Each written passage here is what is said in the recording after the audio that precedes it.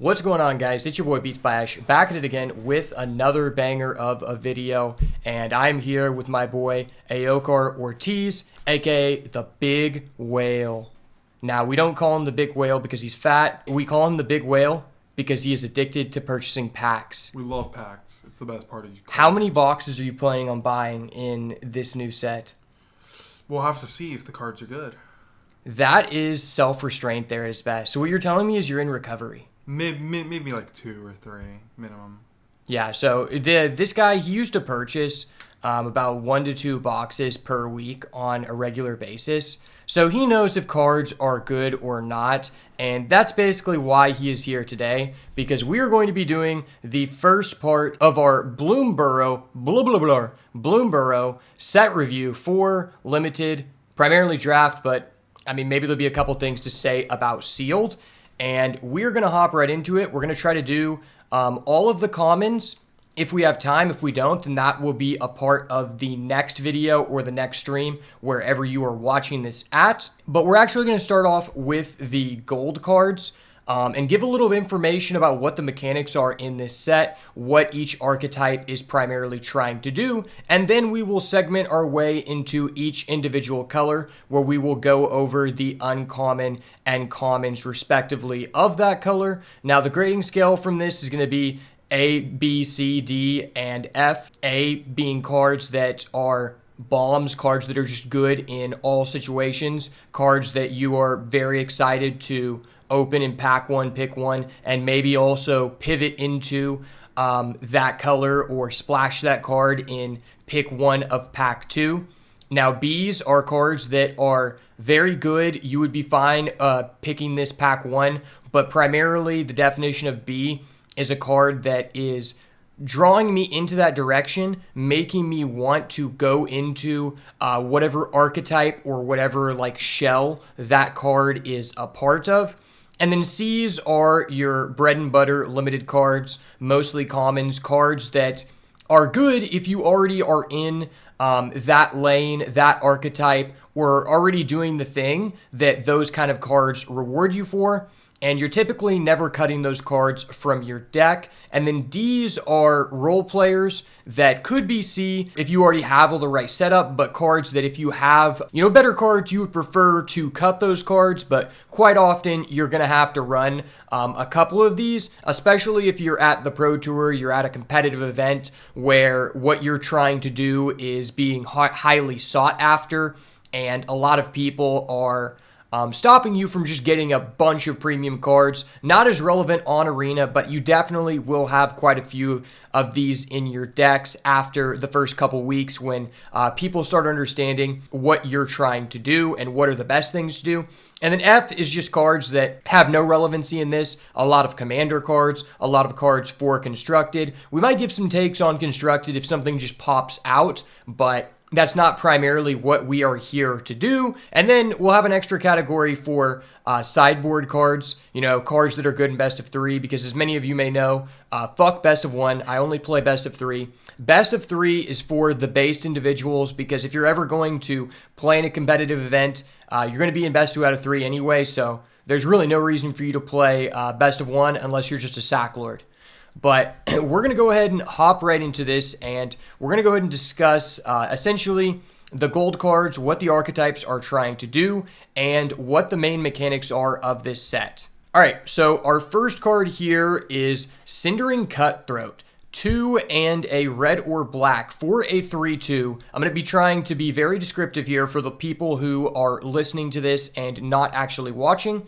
This is a 3/2 lizard assassin. The typing in this set is very important because this is essentially an all tribal set. Cindering Cutthroat enters with a +1/+1 counter if an opponent has lost life this turn.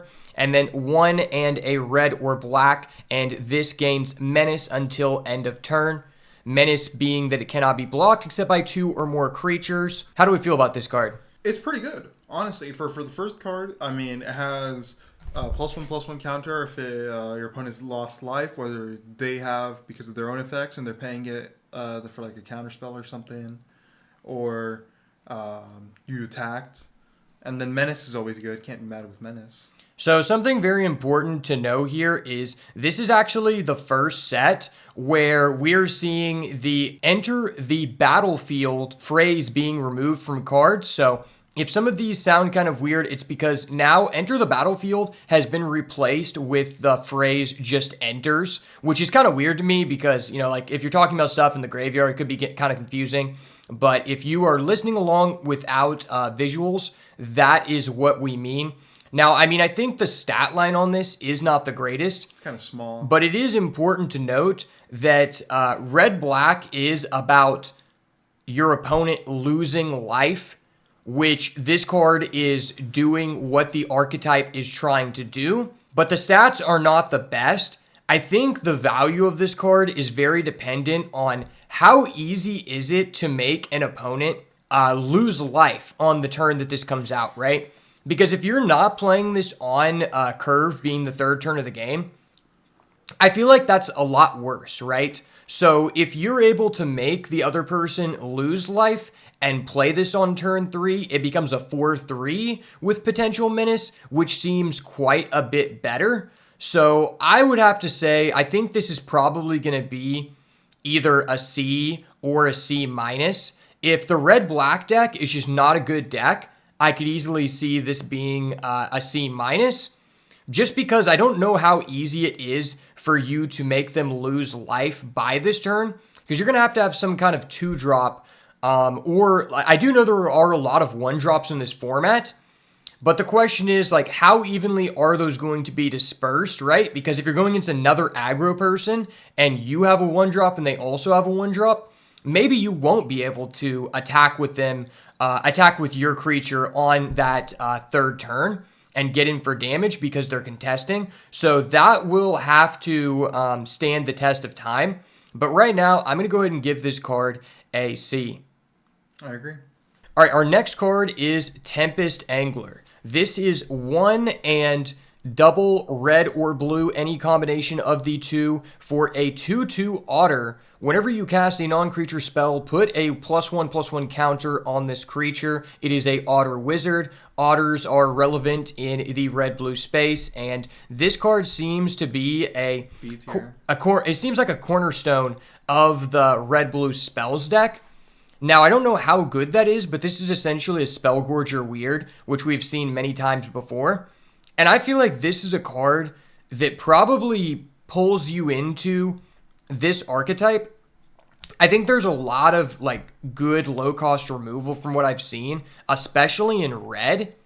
And I feel pretty good about this card. I think I would give this a B minus. This is definitely a B for me. I think that, you know, it's red-blue. You're going to have a lot of removal in red, hopefully. Any spell. And it's an otter. It's fucking sick. Okay, and it is important to note with this card, it is not just instants and sorceries. It is non-creature, and that means that you can trigger that off of artifacts. Food is a big theme in this format. And also, I do know, not sagas, but there are classes. Classes are the cards that it's essentially an enchantment, but you can pay additional mana to level it up to the next level.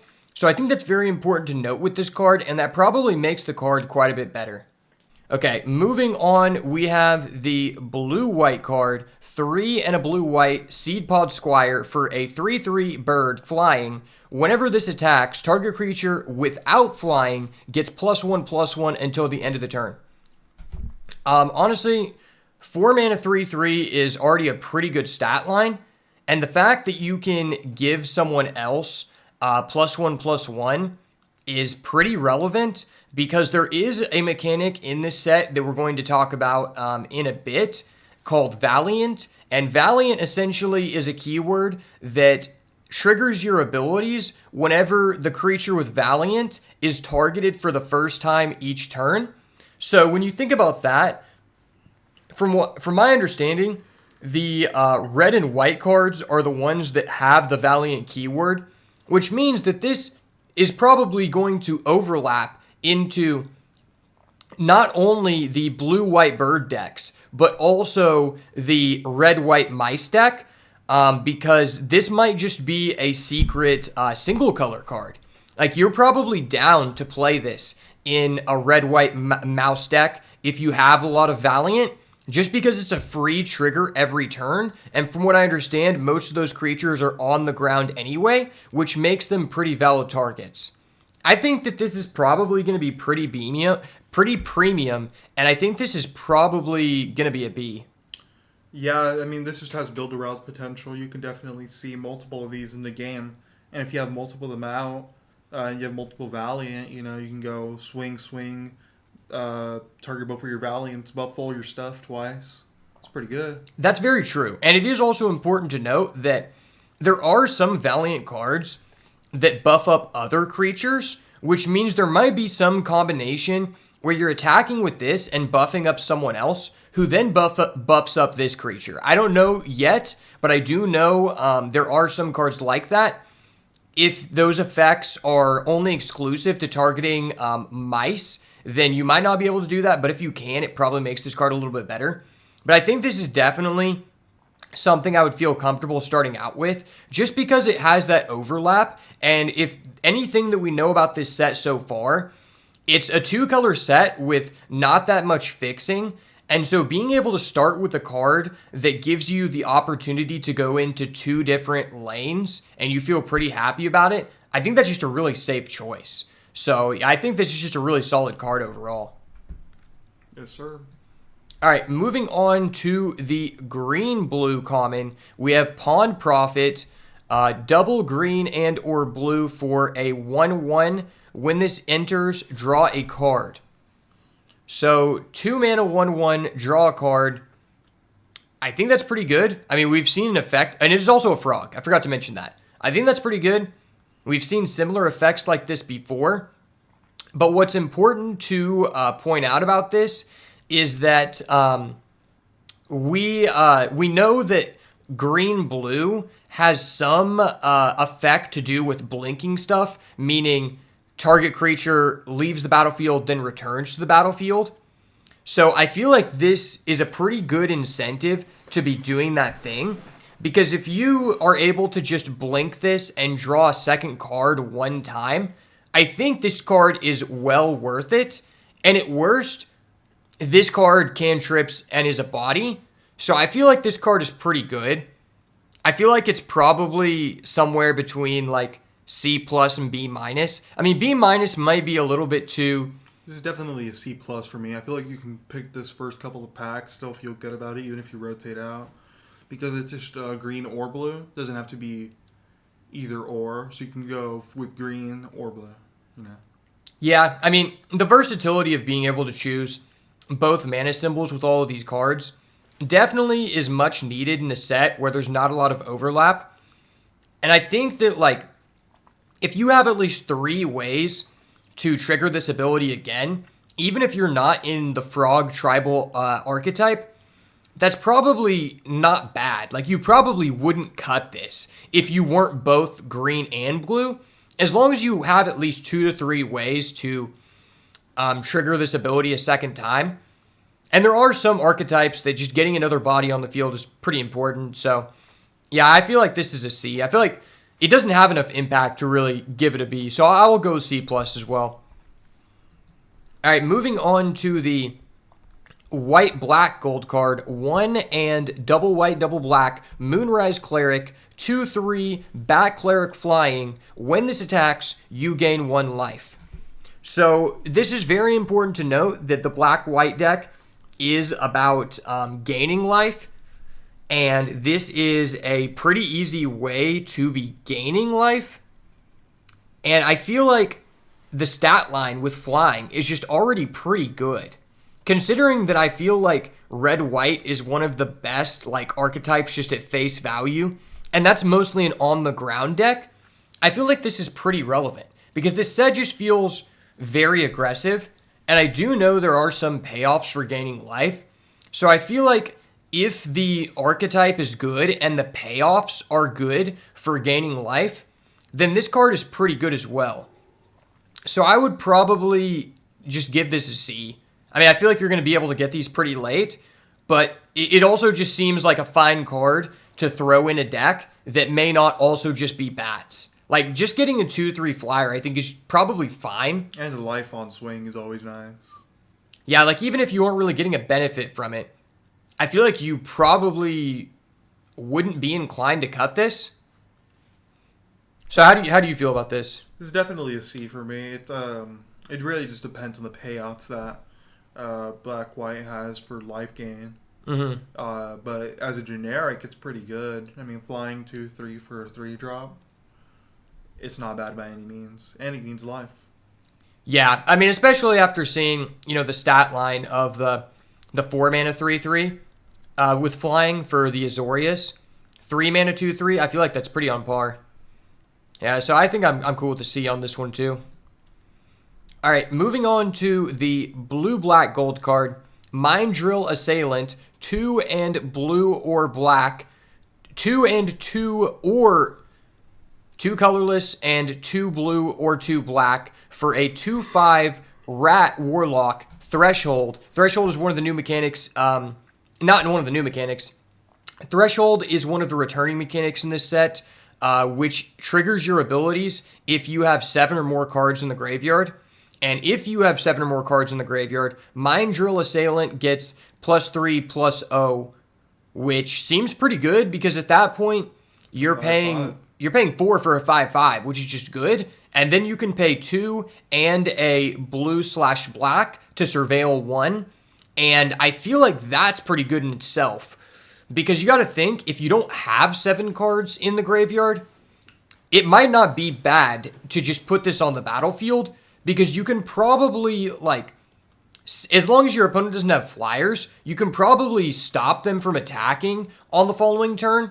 And then if you're close to getting Threshold, you can start using the ability to enable it. So I think this card is actually pretty good.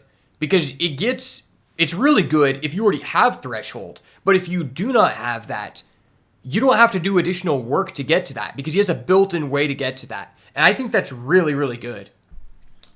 Yeah, this card definitely seems to have a lot of value. Being able to surveil, look at the top card, and if it's good, you can keep it there. If not, you can help reach Threshold.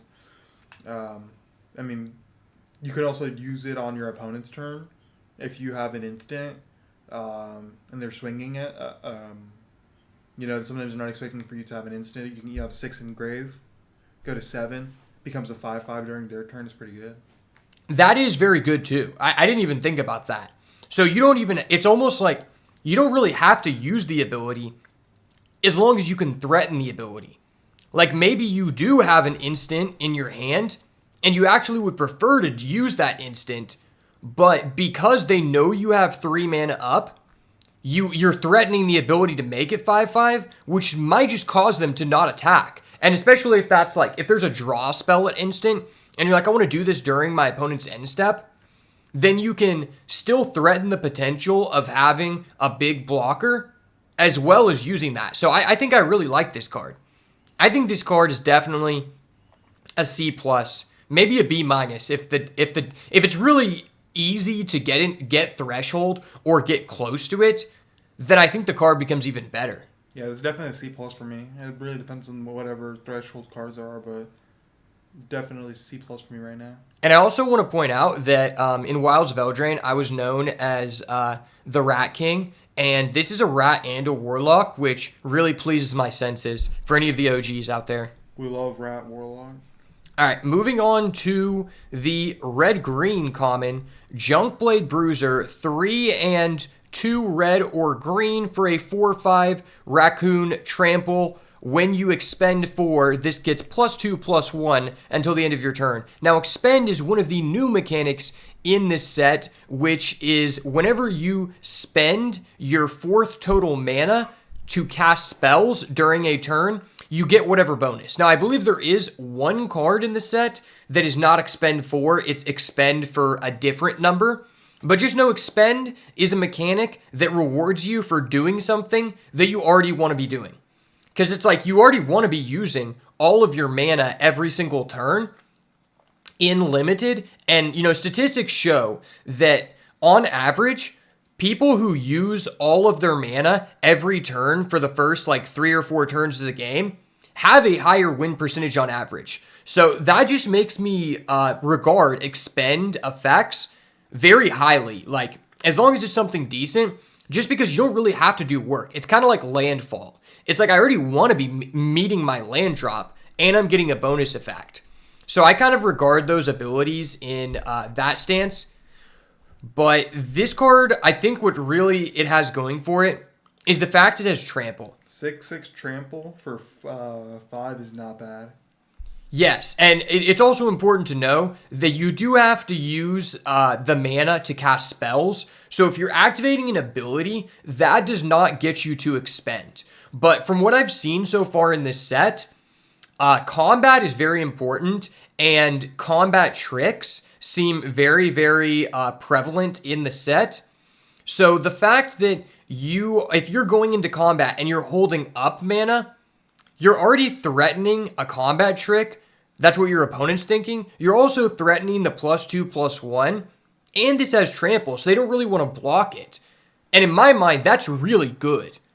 I think this might be a B-. I think this is just a good card. Like, this card makes me want to be doing the red-green thing personally, because I just feel like, from what we've seen, a lot of the cards in this set are very small. And that just seems like a lot of stats. Yeah, it seems very impactful as a trample, and he just gets huge, man. Mm-hmm. I definitely think this is a B- for me. It's also important to know that it's kind of like the threshold card, except it's easier to threaten your ability. Because let's say we don't have anything that we can actually do in our hand, but I just leave 2 mana up and I attack. Well, this is trample. If I have a combat trick, I'm going to blow you out, right? But if I have a combat trick, normally I wouldn't be pushing through damage. You'd be more inclined to block.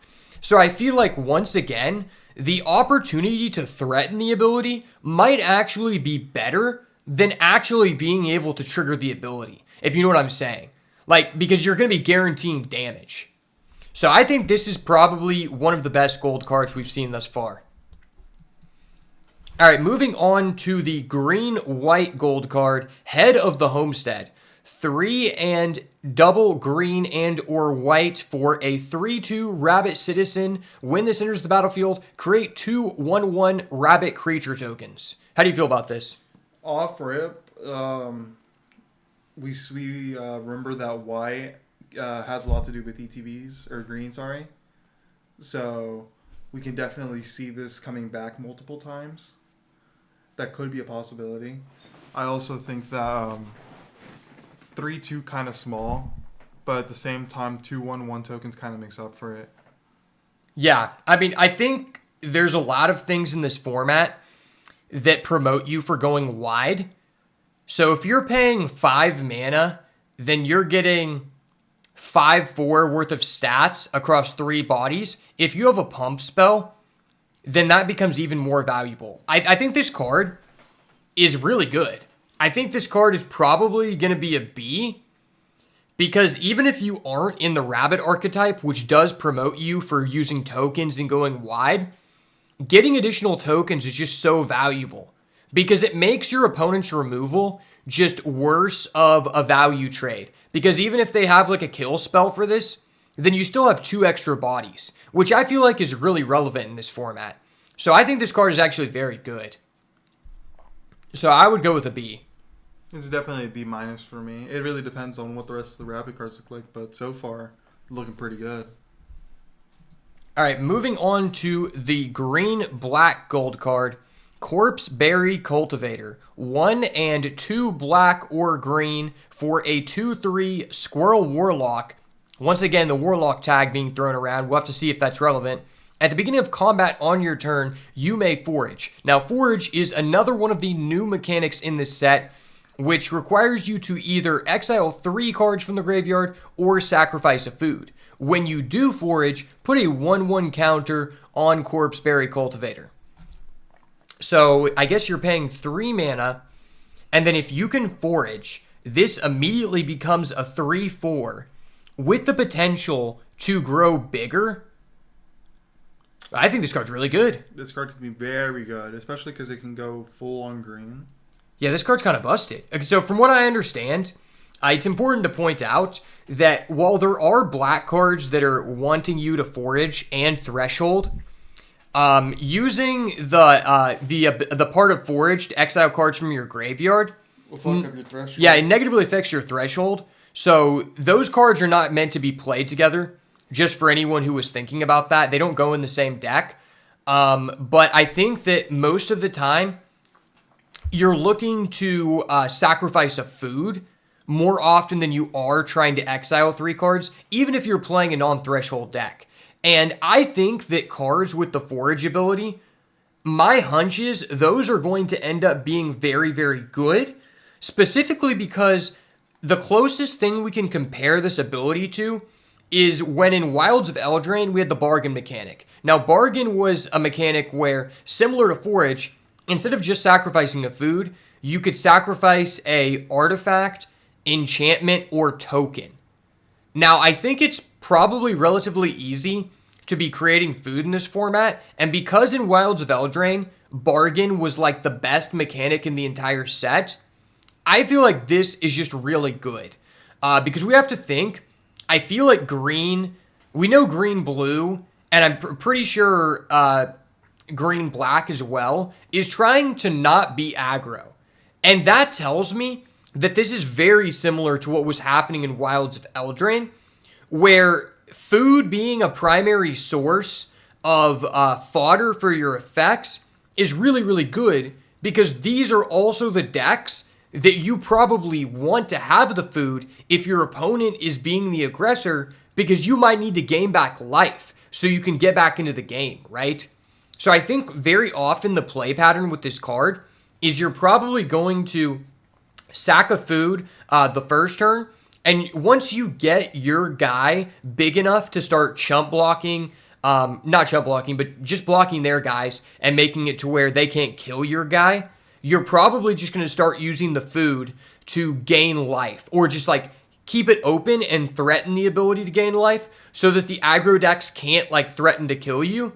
And for that reason, I just think this card is very strong, and I think that the forage mechanic is going to be very strong. Plus, just for the cost, what you're getting, you're already getting an above rate card if you can forage once, and then if you can forage another time, this card's just broken. So I think this card is definitely a B, and I feel like I would feel very good about starting with this card. This is definitely a B plus for me. I think this card can definitely take you places, whether it be black or green or a little bit of both. Yeah, I mean, I definitely agree. I could be convinced about that. All right, moving on to our last gold card here.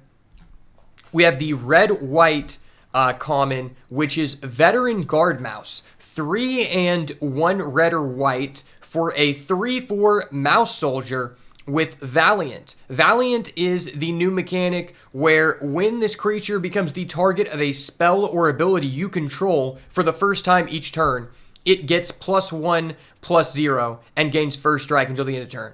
Okay, sorry, I messed that up. Valiant, the mechanic itself, is just whenever you target it. But this ability to give this creature +1/+0 and first strike, that's only a part of this card. I know I said that kind of weird.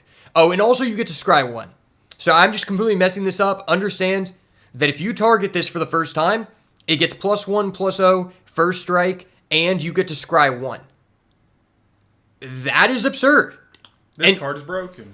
Yeah, this card is broken. I think this might just be the best gold card. 3/4 that turns into a 4/4 with first strike. And scry. Yes, I honestly just think the scry was completely unnecessary. Definitely unneeded, but it definitely makes this card maybe even our first ace here. Yeah, I think this might actually be a A-. Like, this is a card that I just feel like the floor is so low. Like, at worst, like, even if you don't have a way to target it, since the opponent knows, like, that's what your deck is about, they're going to be knowing that you could threaten the first strike. And what we've seen in the past couple years is Wizards has done a lot of things to make it where in these standard sets, the first strike typically only applies during your turn and not during the other person's turn, because they know that Like, it just makes an unfair defensive and offensive card. But the fact that Valiant works on both players' turn, I think this card is just such a bomb. This could very well be the best common in the set. And the card is good enough that I feel like even if you are not a dedicated Valiant deck, even if you're just playing white with something else, like for example, if we're playing this and we're also playing the Azorius guy, whenever he attacks, target creature without flying gets +1/+1, that is absurd. Because then you're attacking for 3 in the air, and then this guy becomes a 4/5, and then he uses his ability. He becomes a 5/5 first strike, and you're scrying 1, and you didn't have to spend any mana to do that. So I feel like this card is probably a minus in red-white, and probably like a B in like white-blue. Since white-blue has some things that you want to be targeting people on the ground. I mean, maybe you just play red-white and you play the Azorius gold card in red-white. I think this is probably one of the best commons in the set, I would assume, from what we've seen thus far. This is definitely a B+, A- type of range. For sure. All right, now let's go ahead and pull up some other images here. The next round. How facilitated is the Valiant mechanic in this set? From my understanding, Valiant is very, very... I think there's like 5 or 6 Valiant cards below rare in red and white. It's only available in red and white, from what I understand. But a lot of the cards that utilize it are low rarity. And I will say that the opportunity to trigger Valiant is very, very low opportunity cost, because there are a lot of ways to trigger it without spending mana, and I think that's what makes it potentially the best mechanic in this set. I'm pretty sure there's some other gold cards. Let me look real quick. Here, I'll let you start this off. Burrow Guard Mentor. It's a green-white rabbit soldier with trample. Burrow Guard Mentor's power and toughness are equal to the number of creatures you control, and has double star for power and health. Yeah, it's double star because its power and toughness are equal to the number of creatures you control. Exactly. That's okay. So minimum always a 1/1. Yeah, so minimum this is always a 1/1 with trample, and it's important to note that we are moved on to the uncommon gold cards at this point, and as well, all of these uncommons, I'm pretty sure, are not dual color mana symboled. So unlike the common gold cards, these ones you actually have to have both colors in order to play them, whereas the commons are either or. Like, for example, the gold card for green-white, you could either have 2 white or 2 green or a combination. Everything in this section is going to be that you have to have both colors, which means they're going to be more segmented into those tribes. So I think that this card is probably very good, because if we look back at what the gold card was at common for green-white, knowing that that card is going to be more easily able to get because it is a common, means that this is probably like a good, solid early pick, right? If you remember what the common green-white card did, is it provided you a 3/2 and 2 1/1s when it entered the battlefield. So if you have a couple of those and one of these, and you have one of those on the battlefield, that means that this is automatically going to be a 2-mana 4/4 with trample. It's pretty good. And if we think about it like this, you really only have to have 2 other creatures on the battlefield to make this card way above rate. And I want to compare this to, in Wilds of Eldraine, there was a rare called Regal Bunnycorn, which was actually used in the World Championship. And I believe it was double white, no trample, and its power and toughness were equal to the number of creatures you control. And it might have also been the number of creatures and artifacts you control. I'm not exactly sure. But my point stands that that card is very similar to what this card is doing. And that card was used in the World Championship and constructed. And it was also a very easily slammable pack one, pick one in that draft format, which tells me this card is very, very strong. And I want you guys to remember that this is a 2-color set. This is a set where there's very few splashing available. So very often, it's not going to be as risky for you to take a gold card. In fact, these are the cards that are going to incentivize you to commit to a color pair like this. And so I think that in itself, just the way that this set is structured, makes this card even more powerful. So this is probably a B+ card. Yeah, I agree. This is a B+ card. Trample plus being able to get huge off of little stuff. I think this could be a very powerful card if rabbits just have a little bit more power to flood the board. Yeah, and we understand that rabbits are about flooding the board. Like, that is their main position in the format, is token generation and playing a wide game. And this card incentivizes us to be doing the thing that rabbits are trying to do, which makes all of your other rabbit cards better by having this in your deck. And so that's why I think this is very high priority, and it's probably a signal that if you're getting one of these, like pick 5, pick 6, that this is the lane you should be entering in. So I'm going with B+. Yeah, B+ for sure. All right. Fireglass Mentor, black and red, Wizard Warlock. Warlock again, we love to see it. At the beginning of your second main phase, if the opponent lost life this turn, exile the top 2 cards of your library. Choose one of them until the end of the turn. You may play that card. Okay, that's pretty good. Ability to go into or look at the top 2 cards of your deck and play one of them. You can just go swing with something. We saw the last black-red card had Menace, so you can go attack with Menace. And that was a 3-costed card, right? That was a 3-cost, yeah. Yeah, so if you play this on 2, and then you play the common on 3... My thing about the Menace guy is, it's going to be turn 4 by the time you get to attack with him. Yeah, which means they might, like, if you're going against the green-white tokens deck, the Menace doesn't mean anything. So it's almost like, I think this is a good card, but my intuition tells me that this is, like, kind of one of the weaker archetypes in general in the format. They definitely need some form of early game burn, otherwise I don't see them doing very much in the format.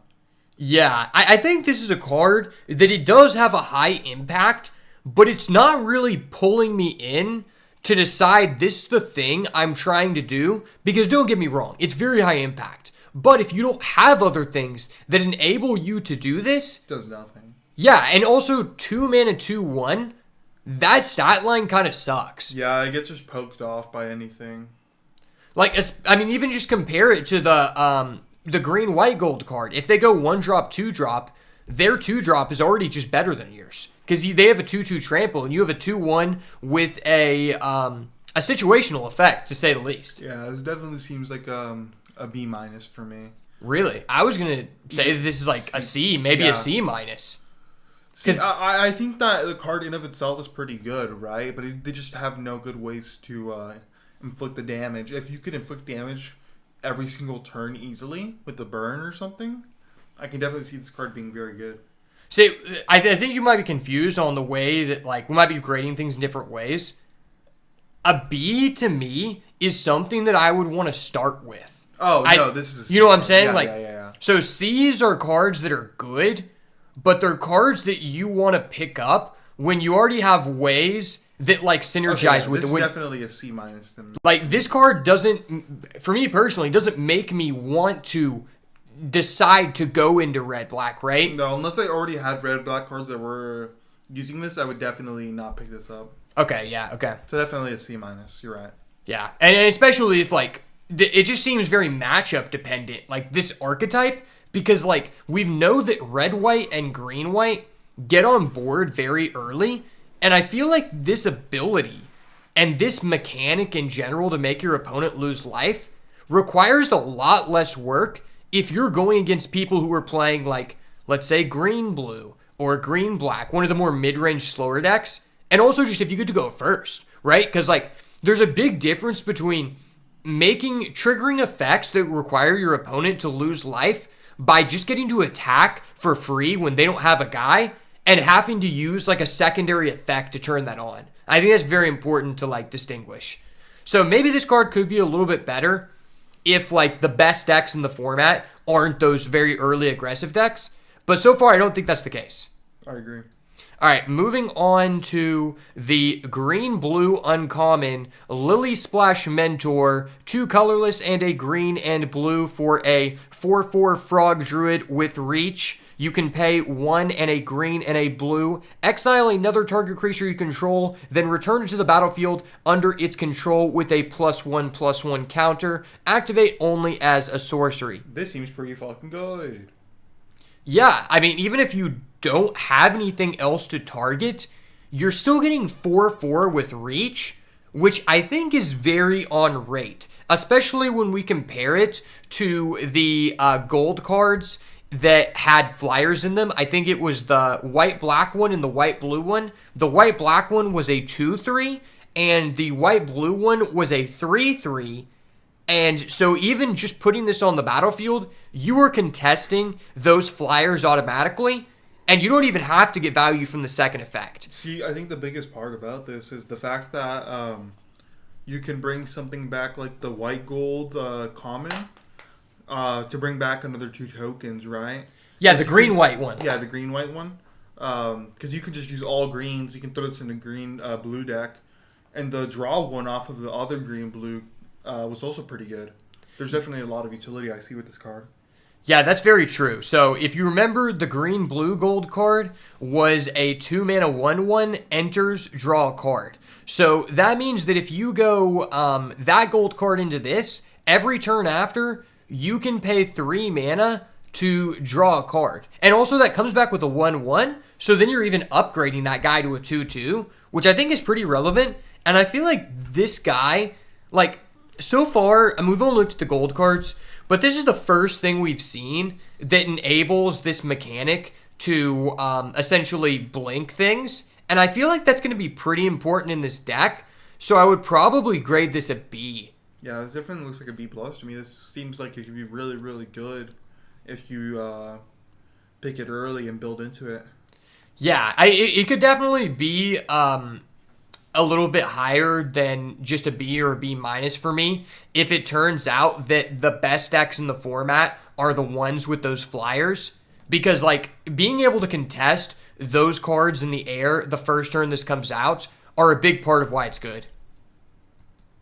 Okay, moving on to the blue-white gold card, we have Plum Creed Mentor. This is 1 and a blue and white for a 2/3 flyer. When this enters or another creature with flying enters, put a 1/1 counter on target creature you control without flying. Wow. That looks pretty good. And the art is just goated. Yeah. This card seems busted. So when this enters, if you have another creature on board, you're automatically paying 3 mana for 3/4 worth of stats plus flying. That's really good. And then the fact that you can continuously get that ability over and over again is kind of broken. And especially when we saw the As long as you play a flyer. we saw the white-black gold card, and this card is the same stats as that card, but you get a 1/1 counter and additional 1/1 counters as long as you have other flyers.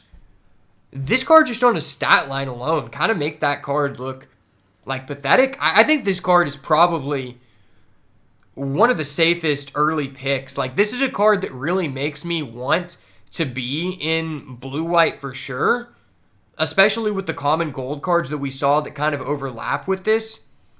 I think this is a B+. I think this is a card that you would feel very strongly happy about starting with this. Yeah, it's definitely a B+ for me. I think the fact that it just has flying turns into a 3/4, and you can make it even bigger, using other stuff.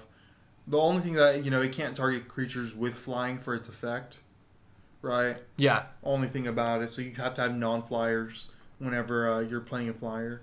But if you have tokens, like if you play the bunny card, and then you get tokens, and then It's crazy. Yeah, and especially if you have two of these on the field, this isn't a legendary card. Oh, that's yeah. So you can use it multiple times. That's crazy. So if you have two of those, then you're just getting plus two 1/1 counters every time you play a flyer, which seems pretty good. I feel like this is probably going to be pretty important to pick up early in the draft, though, because you definitely want to make sure that you have an even mixture of flyers and non-flyers, right?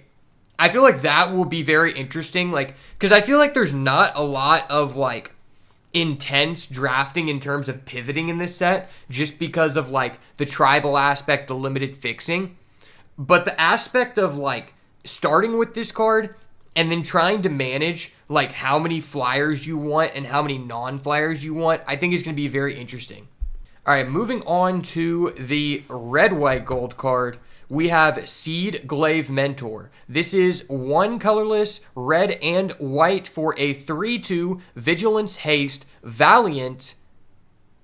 Whenever this becomes targeted for the first time each turn, put a 1/1 counter on it. It's pretty good. I think it's kind of nasty. This card is insane.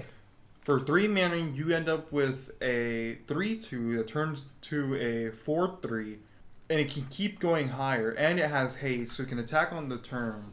And it has vigilance, so it's a blocker. Vigilance and haste makes this It's card disgusting. really pushed. Yeah, like disgusting.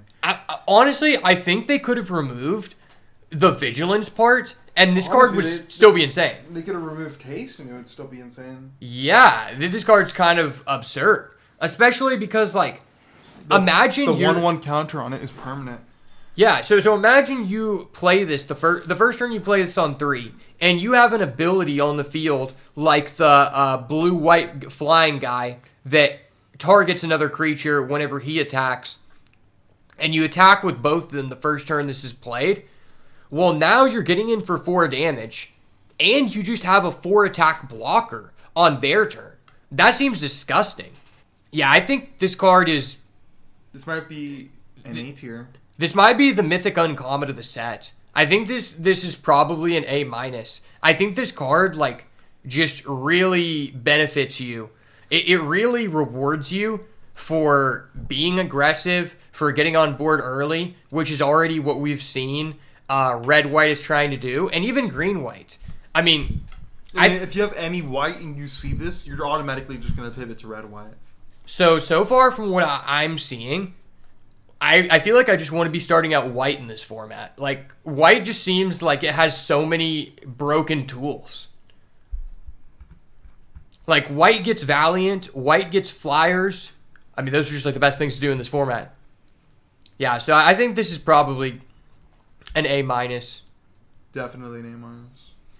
All right, moving on, we have the white-black gold card. This is Starseer Mentor, 3 colorless, a white, and a black for a 3/5 Bat Warlock Flying Vigilance. At the beginning of your end step, if you gained or lost life this turn, target opponent loses 3 life unless they sacrifice a non-land permanent or discard a card. This card's pretty weird. This is your end step. So you can't use it during your opponent's turn. That kind of sucks. Vigilance is always good. Lost or gained is kind of interesting. Because that's just assuming that you can gain in white-black. It seems okay. Seems like a B. I don't know how I feel about this card. I think this is a really weird card to evaluate. For 5 mana, it's just so expensive. Well, so I like the stat line. That's not my problem. I think 5 mana, 3/5 Flying Vigilance is good. It's the part of this ability that gives your opponent an option to sacrifice a non-land permanent or discard a card that I don't like. Because let's say the best case scenario, you have 2 guys on the board that trigger an ability whenever an opponent loses 3 life. It might just be better for your opponent to just discard a land and negate you being able to trigger your guys on the board. You know what I'm saying? Is the fact that they can just like nullify your core game plan that I don't know if I like. Especially because I'm not sure that this deck, like, it seems like with a deck like this, based on your opponent losing life, that you would want to be aggressive, but I don't feel like if this is considered aggressive, like what is the red, white, and the green, white stuff? Like those color pairs just seem way more aggressive than this, which makes me feel like this isn't that good. Because I feel like it's going to be kind of difficult to trigger that. Yeah, I just also don't like it being during the end step. I feel like that's kind of minimizing what it can really do, right? Yeah, because there were a couple cards that I think... At the end, second main phase. Yeah. Fucking during the battle. You know, this is way too late. If it said, like, at the beginning of your turn, that'd be way better. Because then you've already damaged your opponent for the whole turn. Yeah, that sounds a lot better. I think this card is probably like a C-. Like, I feel like if you have like a lot of things that interact with it, I feel like more often than not, the main reason you're playing this card is because you might just need like a 5-drop. Like, and since the format is looking very aggressive, I feel like you don't want that many 5-drops. So I feel like all in all, you're probably going to get this kind of late. And I feel like you might only want like 1 or 2, like 5-drops period. So I feel like this is kind of just a card that you take when you just already have all of the pieces aligning for you. And so that's why I have to give this a C-. It's definitely a C for me. All right, moving on to the red-blue gold card, we have Stormcatch Mentor. This is a red and a blue for a 1/1 otter wizard, haste, prowess, which means when you cast a non-creature, this gets +1/+1 until the end of turn, and instants and sorceries cost 1 less to cast. This seems insane. This seems like the exact kind of... Yeah, this seems like the exact kind of card that is going to pull me into red-blue, because once you have this on the field, if you also have the common on the field, it's going to be very easy for you to start giving the common 1/1 counters. And the fact it has haste is very relevant because, you know, with cards with small stat lines like this, typically their play window is kind of narrow because if you get into the late game, it's kind of bad. But even if you have this on turn 4, you could still play it, activate a spell at a reduced cost. Swing for 2 for 2. Yeah, swing for 2, and then, you know, maybe you give a 1/1 counter to the common. So I think this is a pretty good card. I think this is probably a B- for me. Yeah, I think this is a B for me. I think that the red-blue has potential. It just kind of depends on what spells and they have, you know?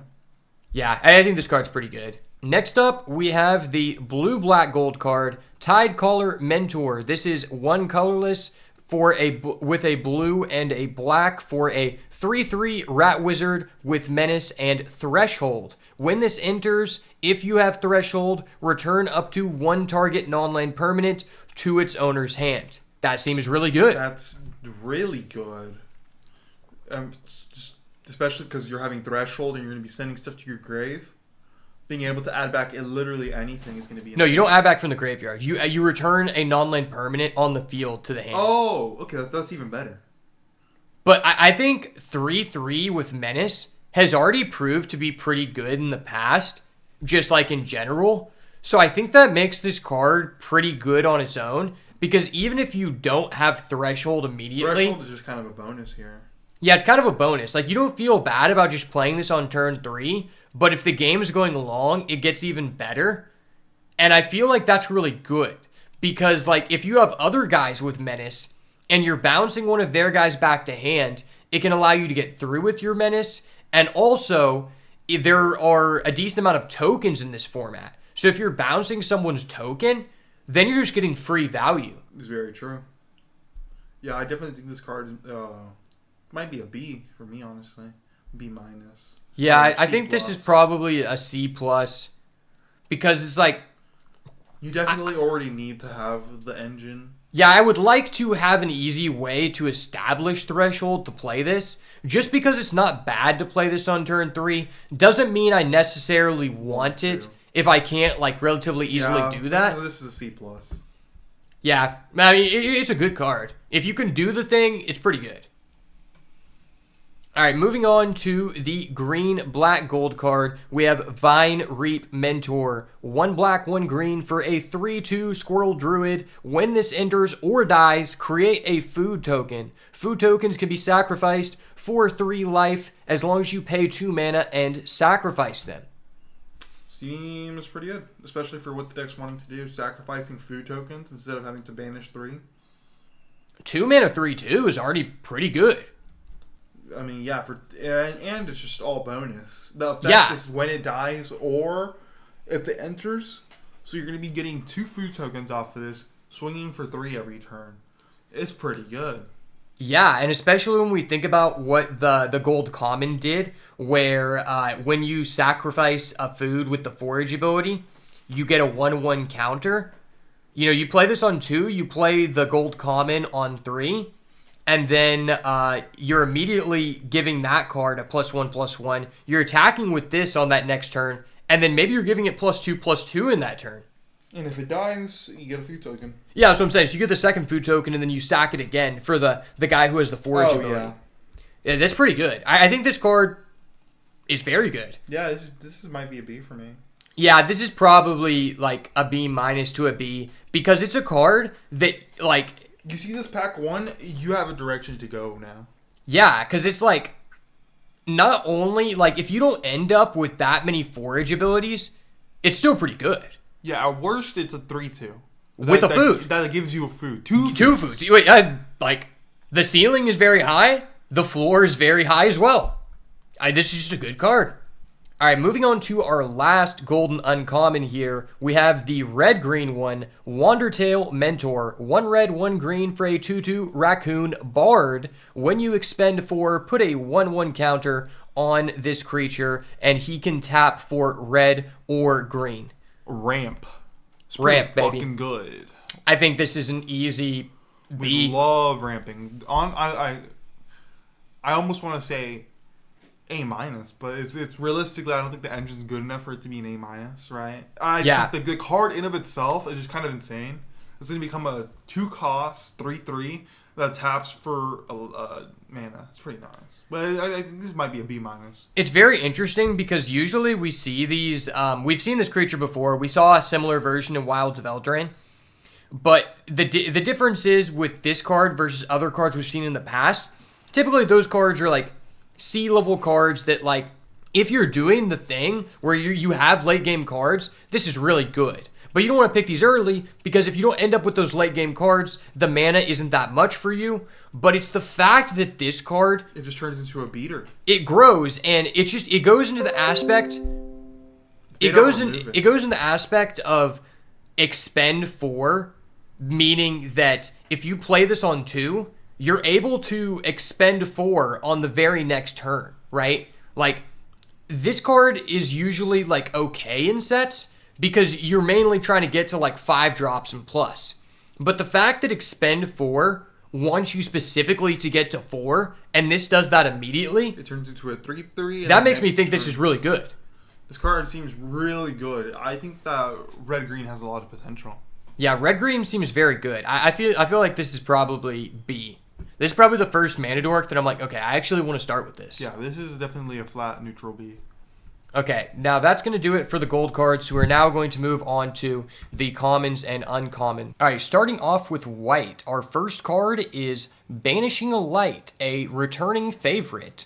2 colorless and a white. When this enters, exile target non-land permanent and opponent controls until this leaves the battlefield. So we've seen this effect previously in other sets, and it seems to be pretty decent. I think this is probably either a C or a C+. I mean, it's just okay. But I do think that there are, like, a lot of enters the battlefield effects in this set, which might make this not as much of a priority, because then there's a bigger cost for your opponent getting back that object. Yeah, I definitely think this is a C for me. I mean, it's a 3-cost removal. I can remove anything, but then once it hits back, there's too many ETBs for it to kind of not be scary, right? It kind of narrows the targets of, like, what you're looking to hit. And also, like, I feel like this would be better in a different set, but it's just the fact for me that we've seen a lot of the powerful cards being 1 or 2 cost. So even if they don't get back their thing, removing a 1 or 2 cost guy, for 3, just because like you have to, doesn't seem that great. So this might actually be a C-. Yeah, but we'll have to see. This is a C for me.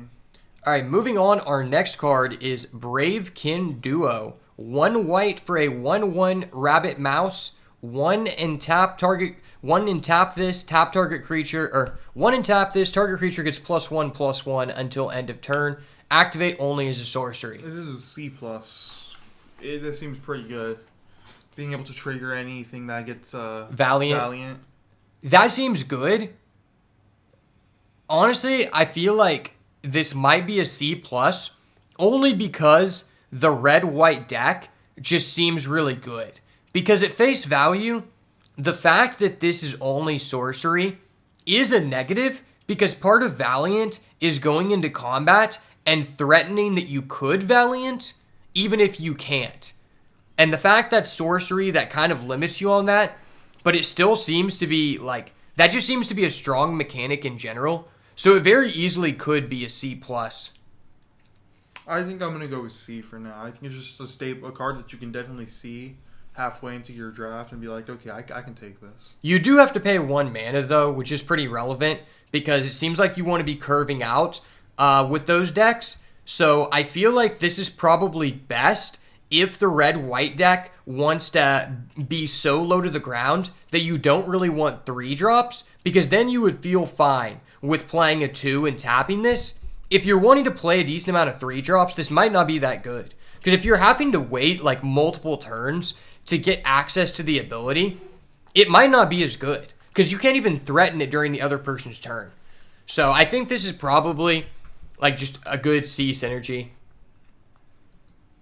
All right, moving on, we have Carrot Cake. This is 1 and a white for an artifact food. When this enters and when you sacrifice it, create a 1/1 rabbit token and scry 1.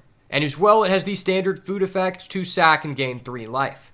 So this is our first card we've seen that is actually a food type, which is very relevant for forage.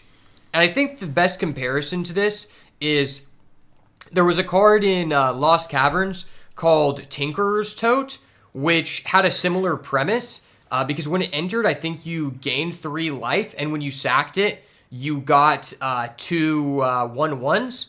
And I feel like this is probably going to be pretty relevant in the green-white deck if you have like some of the green forage cards. So I think this is very dependent on if you have the forage cards, and if you do, it's probably a card you want in high demand and in high surplus, because I think Scry 1 is pretty good. Yeah, Scry 1 for 2 and you get a 1/1. I think it's very playable. It's definitely C+ for me. Yeah, I think if you're in the forage archetype, it's probably a pretty high commodity. So I would go C. All right, now we have Crumb and Get It. A very nice play on Come and Get It. That was not a lazy joke at all, Wizards. So this is 1 white for an instant. Gift a food, which gift is one of the final new mechanics where essentially you promise your opponent an additional benefit for them, similar to a kicker cost, in order to get another effect. You can gift people a food. You can gift people a 1/1 tapped fish. You can gift them a card. I think you might be able to gift them a treasure. I'm not exactly sure, but those are the main ones. So whenever you play this, you target creature you control gets +2/+2 until end of turn. And if you gift them a food, that creature also gains indestructible until end of turn.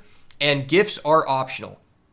So at baseline, you're paying 1 mana to give someone +2/+2, and if you feel like it's valuable enough, you can give them a food token to get indestructible until end of turn.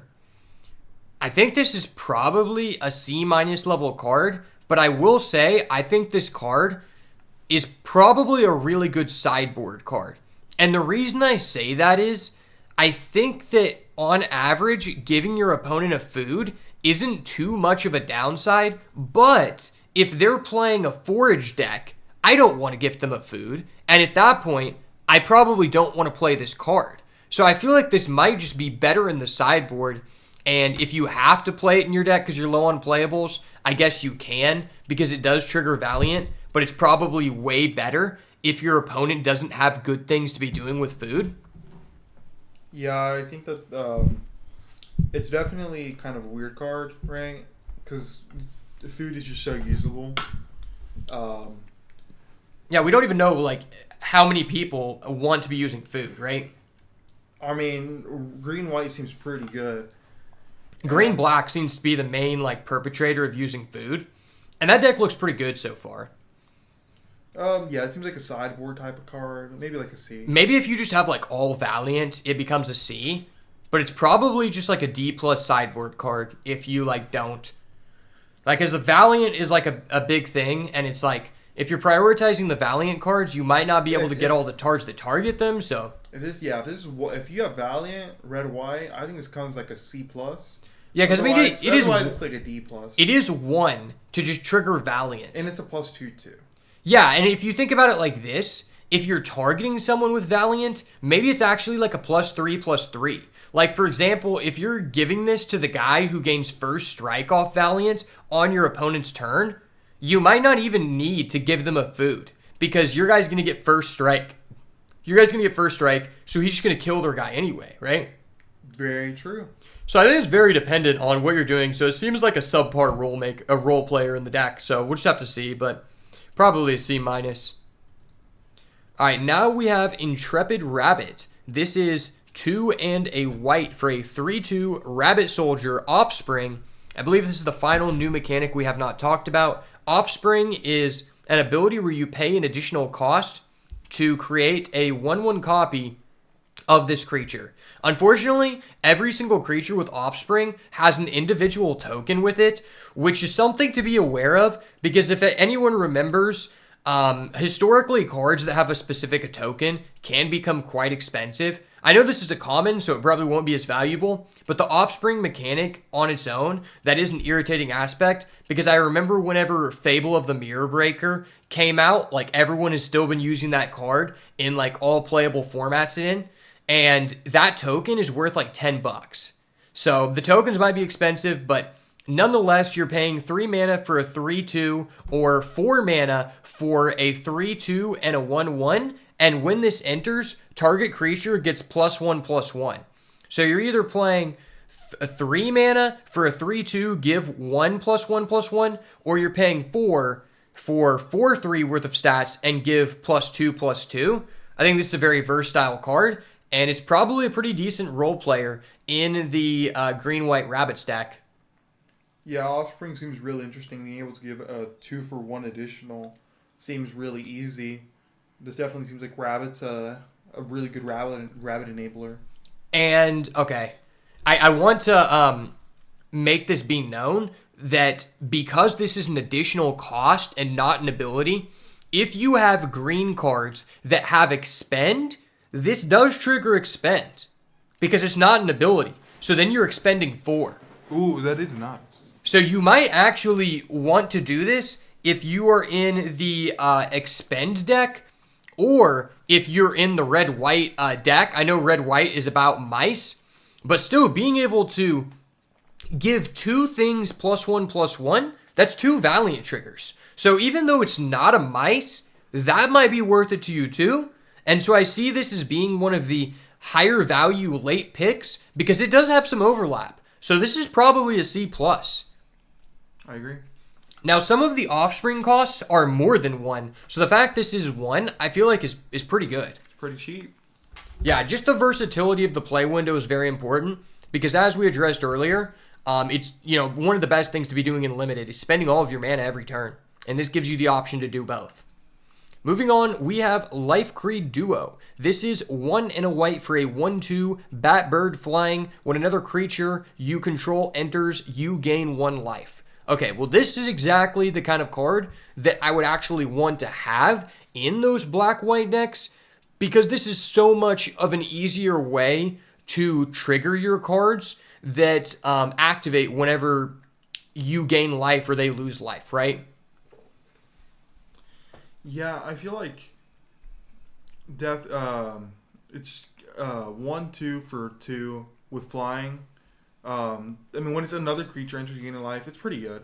I like you'll definitely be able to spam out with tokens. Like the one rabbit, get out 3 life for 3 mana is pretty good.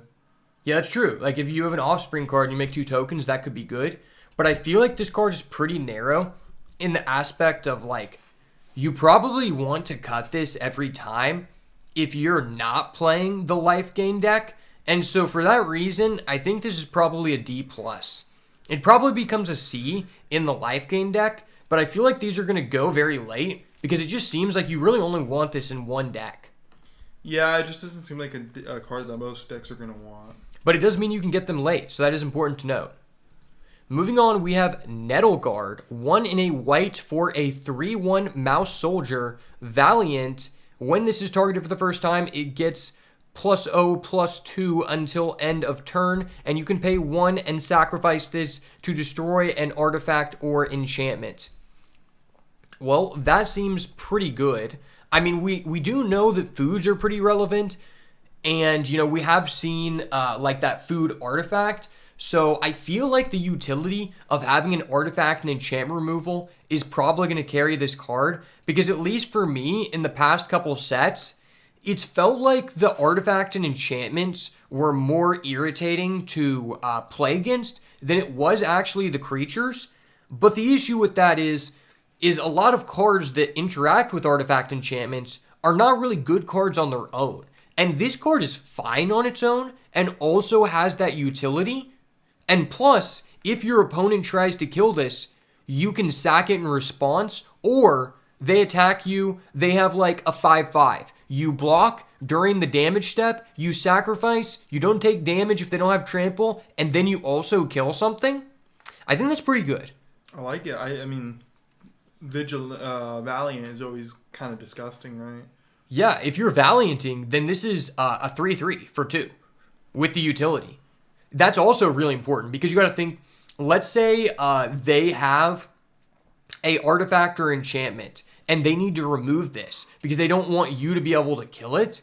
Well, if you're able to trigger the Valiant, then you don't even have to use the ability. Like if they're holding an artifact or an enchantment in hand and they're like, I'm going to try to kill that before I put that target on the battlefield for them to kill. If you have a Valiant, you could potentially stop them from doing that. Like, just how we saw with the Crumb card. That gives someone +2/+2. That makes this a 5 health creature for 1 mana, which could protect this and just kind of play this cat and mouse game where your opponent can't play their card because they can't answer your card. So I think this is probably a C+, because the stats just aren't bad if you just play it. Yeah, I definitely think this is maybe even a C, a B-. Removal, just being so generic, just for 1 white. Plus, being able to get relatively big. But you probably wouldn't want to start with this card, though. Like, I probably wouldn't want to, like... Yeah, that's You know what I'm saying? Like... Yeah, C+. Just because it doesn't really, like, pull you into any one direction. Yeah, it's not pulling you into an archetype, it's just pulling you into generic. And it's like, if you are in Valiant, like, I feel like you really want to be playing a Valiant deck or a mouse deck if you have this. Like, if you probably just play it, like, in a green-white deck regardless just because it's good, but it's probably less good. I agree. All right, moving on, we have Pileated Provisioner. Whatever way you want to say it, this is a dope-ass art. It looks sick. There is a bird. I think this guy's stabbing the bird, or maybe he's handing him a sword. I don't really know, but it's dope as fuck. Just know that. If you're listening along, just know this card is based. This is 4 in a white for a 3/4 Bird Scout flying. When this enters, put a 1/1 counter on target creature you control without flying. Seems like a slightly worse version of the other one. Of the gold card? Yeah. Yeah, I mean, I think the stats are fine. I think this is kind of filler. It's a little expensive for its effect, right? Yeah, I think the stats are okay. I think this is just kind of a curve filler. This is probably like a D+ or a C- in the right deck. Depending on, like, this is one of those cards where, like I was saying, you probably want to take the gold card in the beginning if you can, and then later on, think about how many flyers versus non-flyers you want to end up in your deck in the end to support that theme of targeting creatures without flying, right? So if you already have like a good amount of people on the ground and you don't have creatures in the air, this probably becomes like a little bit better. So it's probably a D plus at face value, but could be a C in the right deck. All right, moving on, we have Rabbit Response. This is 2 white instant. Creatures you control get +2/+1 until end of turn. If you control a rabbit, scry 2. That's pretty good. For 4, it's kind of expensive, but like a board-wide battle trick and get scry 2. I think this card is amazing because we already know that the green-white deck, which is the rabbit archetype, is good at creating tokens. And this just makes your cards that create tokens even better, and you already want to be doing that. So you don't really have to have like a lot of work. I will say, this card, like, I don't know that if you're in the red-white deck, you probably are not prioritizing this card, but I think you might actually still want one of these because I think this is just good in any aggressive deck. We saw a similar effect to this in Wilds of Eldraine in the red-black rats deck, and typically if you could end up with one of these, you wanted to put it in your deck because that was a token deck. And this card, like, while it has a narrow play window, this is one of those cards that can allow you to just end the game if you have a full board. And the fact that you get the scry means that if you don't have anything else to do, it has less of a narrow play window because you actually have an action to make. I definitely give this like a C+. Yeah, I think this is definitely a C-level card. I also want to point out that you can use this during the other person's turn, which is probably equally relevant because then you set up the scry for, you know, your draw, and then you also maybe get some good blocks. Like if you're trading in your tokens for their real creatures and scrying too, that's still very good. Because we've seen this type of effect at sorcery before, and it costed 1 less mana. I think the instant is pretty relevant with the scry. So I think this is probably a C-level card. You probably want it in your aggressive decks. If you're not an aggressive deck, you probably don't. And maybe if you have a bunch of flyers, maybe you want that too. We'll have to see. But this is definitely one of those cards where it's like, first one's pretty good. Second one, like, you don't want a second one. All right, next up we have Sonar Strike. This is 1 and a white instant, deal 4 damage to target attacking, blocking, or tapped creature. You gain 3 life if you control a bat. Off-rip removal, and you can get to gain life. It's good for the bat deck for sure. I can definitely see it maybe seeing some play in something like the white-black bats deck? Well, I mean, just in any white deck. I think that if you see one of these, you're like, okay, cool, this is removable. Now, this is probably a card that you don't want in an aggressive deck. You probably, if you're playing a control deck, this is a really good card. And I think it's important to note, for example, in Modern Horizons 3, which is a modern power level set, we had the white MDFC, which was 1 and a white instant, deal 3 damage to target attacking or blocking creature, and that card was pretty good. It was also a land on the other side, but the fact that you get to do 4 damage, and we also had a similar card like this in Lost Caverns of Ixalan, and it was also pretty good, tells me that this is good and probably better than those cards, because this is a lower power level format, we know the creatures are smaller, and this card has something that those cards don't. You can target a tapped creature. So even if they're not attacking or blocking, you can still kill things, which adds a wider play window to this card. Because let's say your opponent attacks you for a bunch of damage. If you top deck this for turn, it's not dead. You can still kill their guy. I think that makes this card pretty good. Yeah, I think it makes it very playable. Obviously, like in the bat stack, like it's pretty good. But I think like you want this in the bat stack. If you are not in the bat stack and you were in a controlling white deck, you probably are still decently happy with this card. So I think this is probably a C, and a C plus in the bat deck. Yeah, same. All right, our next card is Thistledown Players. This is 2 and a white for a 3/3 Mouse Bard. When this attacks, untap target non-land permanent. Okay. I feel like this card is probably most usable in the red-white mice deck, specifically because it triggers Valiant, and It untaps. it triggers Valiant, and it's also a mice. But also, I'm pretty sure, you can target this. Can it target itself? Oh, Yeah. that's so nice. So at worst, this is a 3/3 with Vigilance. At best, you have the option of Vigilance or triggering Valiant without having to spend mana. I think this gets played in almost every deck. Anything that has white. Yeah, this is you probably just, because the stats are good enough to where even if you're not all out aggro, that's probably just pretty good still, because there's a lot of tap abilities that we've seen thus far. Like the 1 in a white guy who taps, I forgot what that guy did. Yeah, so 1 in a white, target creature gets +1/+1.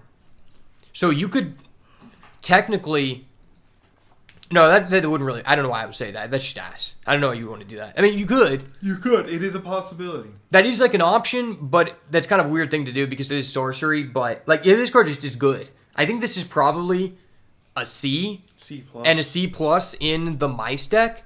But this card, I'm okay with having this in pretty much any deck. Yeah, any white deck.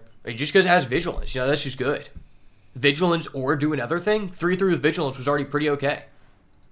All right, next card is Warren Elder. This is 1 in a white for a 2/2 Rabbit Cleric. Pay 3 in a white. Creatures you control get +1/+1 until the end of turn. This is pretty good in the rabbit deck. Yeah. Kind of expensive on the effect, right? But for a 2/2 for 2, it's not bad.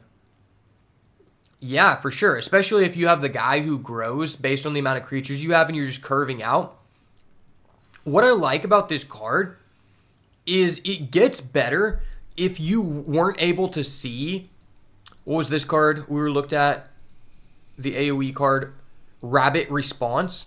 So if you weren't able to get a Rabbit Response in the draft, it's almost like you do have a Rabbit Response. It fills both roles, right? And I think that in itself is probably pretty good. I mean, the stat line isn't great, but if you care about rabbits, this is probably a C level card and probably a D plus if you don't. If you're just in the red white deck and you're low on playables, You can definitely play this. yeah, you can definitely play this.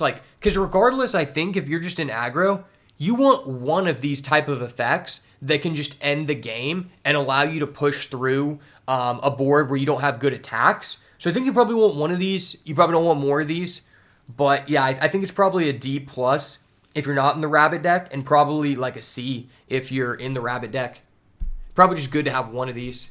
Yeah, it seems like a one of. It is important to note, I think, if you're not seeing a lot of 2-drops in the draft, this is probably more valuable to you, because it seems like you want to be pretty aggressive in the rabbits deck, and I think just being able to curve out 1-drop, 2-drop, 3-drop is pretty important. So more than anything, this is just a curve filler.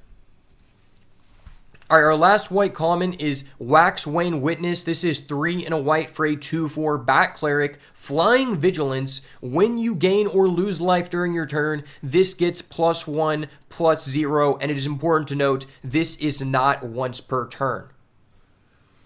That's pretty good. Yeah. I mean, it's 4-drop, 2/4 with Flying and Vigilance. It's definitely. And the fact you get Vigilance, even if you aren't able to trigger the ability immediately. The only thing I don't like is during your turn. Mm-hmm.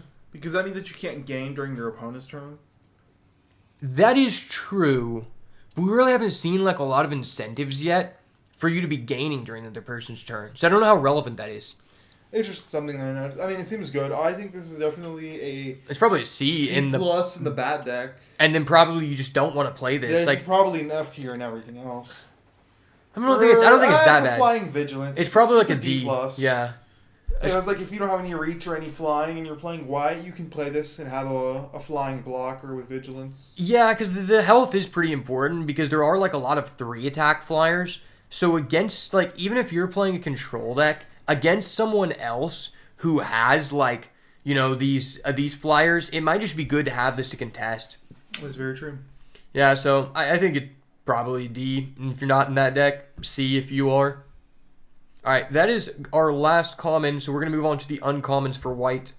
And I'm going to let you start off the uncommons. All right, starting off with Bright Blade Stow. It's a colorless and white for a 2/2 Weasel Soldier, first strike, lifelink.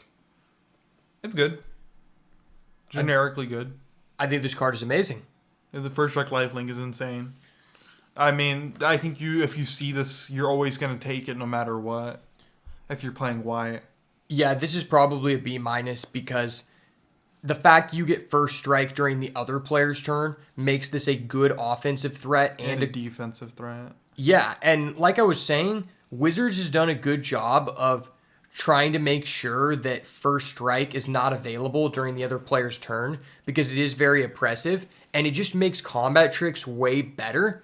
Now, unfortunately, it has a useless card type, but I think that is for good reason, and I'm actually glad they didn't make this a mouse or a rabbit because I feel like that would make this card too unfair. So I feel like this is just like a strong card, but it's also very balanced and it also overlaps into several archetypes because you think about, well, it is really good in those aggressive decks, but if the life gain deck is pretty good, lifelink is, that's pretty confirmed because you're playing this on 2. Turn 3, you probably attack with this. They don't have a good blocker, and then you're triggering something that caused you to gain life that turn, right? So I think this is just a solid card, and probably, like, if it's a low-value pack, I don't think it's bad to take this as, like, a first or second pick, just because it's one of those few cards that has overlap and really isn't bad anywhere. So I think this is probably, like, a B- level card. Our next card is Builder's Talent. This is the first class card we have seen. Class cards are enchantments with additional costs that you can pay to change their effect as the game goes on. So this is 1 and a white. When it enters, create a 0/4 wall creature token with Defender, meaning you cannot attack with it. Level 2 by paying 1 white. Whenever 1 or more non-creature, non-land permanents you control enter, put a 1/1 on target creature you control. And then level 3 by paying 4 and a white. When this class becomes level 3, return target non-creature, non-land from your graveyard to the battlefield. Honestly, I've seen a couple of people talk about this, and I feel like this is probably just going to be a D+.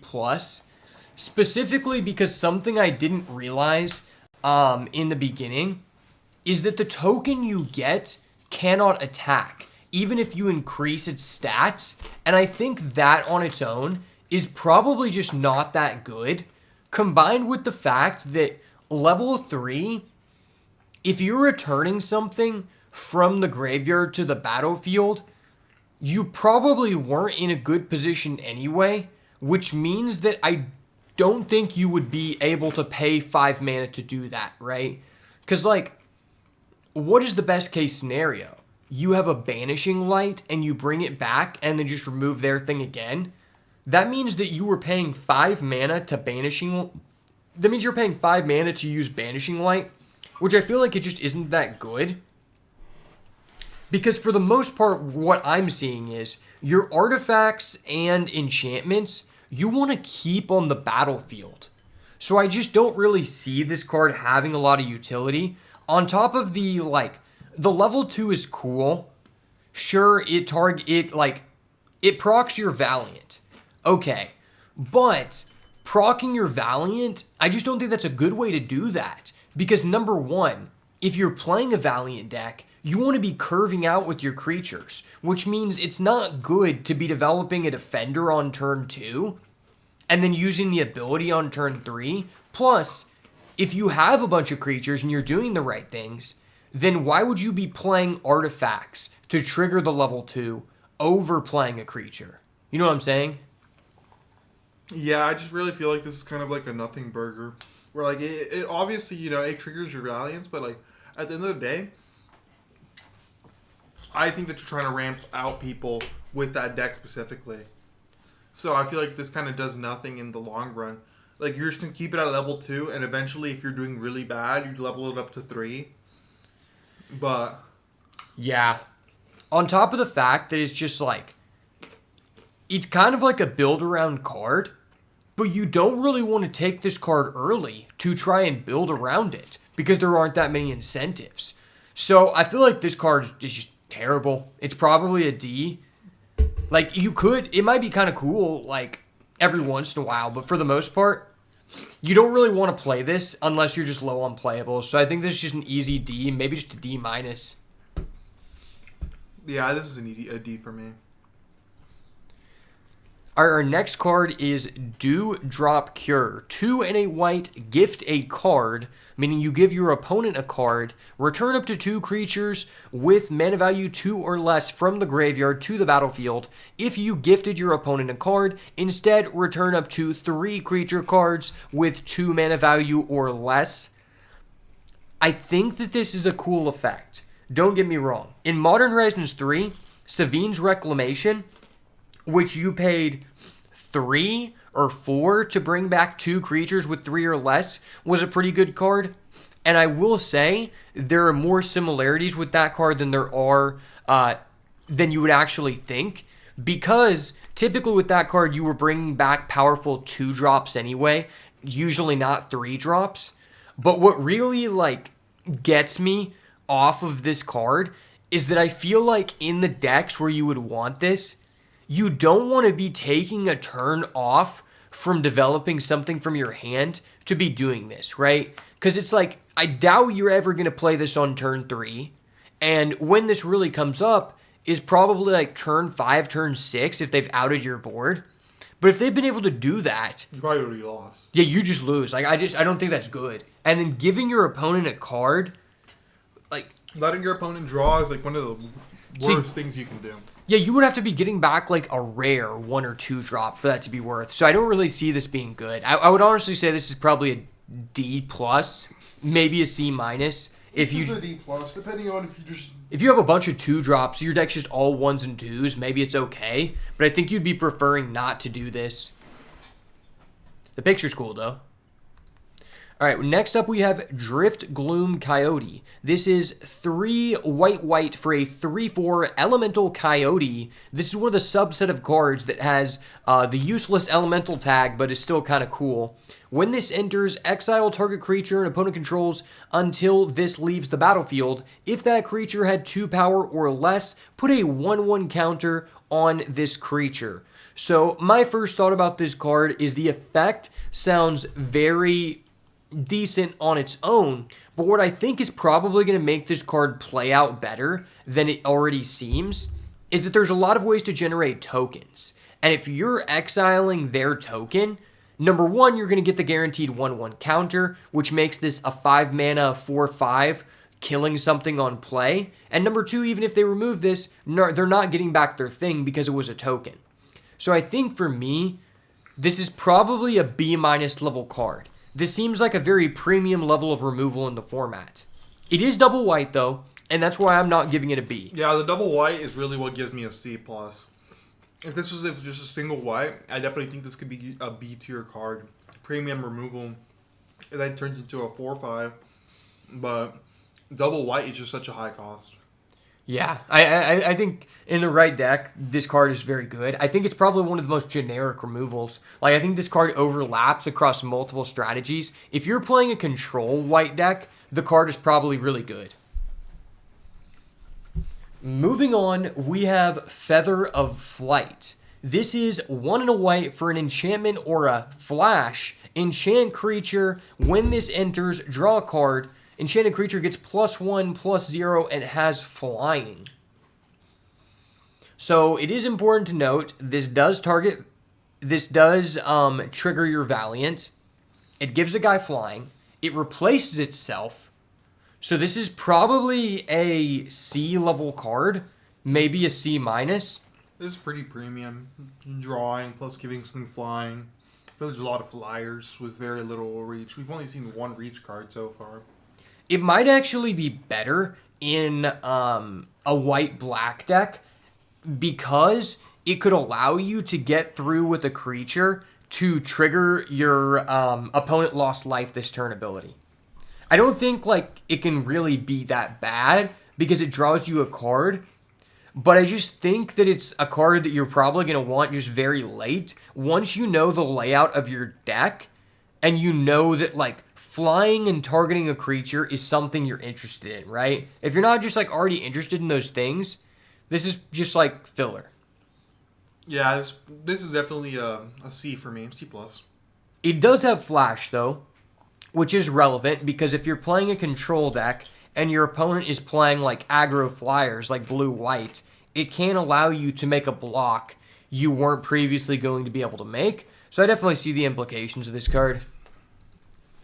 Next up, we have Flowerfoot Swordmaster. This is 1 white with Offspring 2 to create a 1/1 token copy of this with Valiant. When this creature becomes the target of a spell or ability, the mice you control get +1/0, and it is a 1/2. This seems crazy. This seems like a B+. If I see this pack 1, I'm taking it. This card seems unfair. You literally just play this turn 1 every single time, target it with something, you're going to have... Oh, it's so good. Yeah, because it's not just other creatures. It includes itself. The fact that you have the option to where... Because, like, you realistically, there's no downside to having as many of these as you can get in one deck, right? Because it's like you play this on 1, you could play another one on 3, and then on turn 4, you're just targeting things, and you're just hitting someone for 20 damage, maybe. Like, It's big. yeah, I think this card is a really good incentive to be red-white. I think this card is really strong. This, yeah, like you're saying, this is probably one of the best cards to be starting out with, since it already seems like white is, maybe the most powerful color in the set. So I think this card is really good. Probably a B+.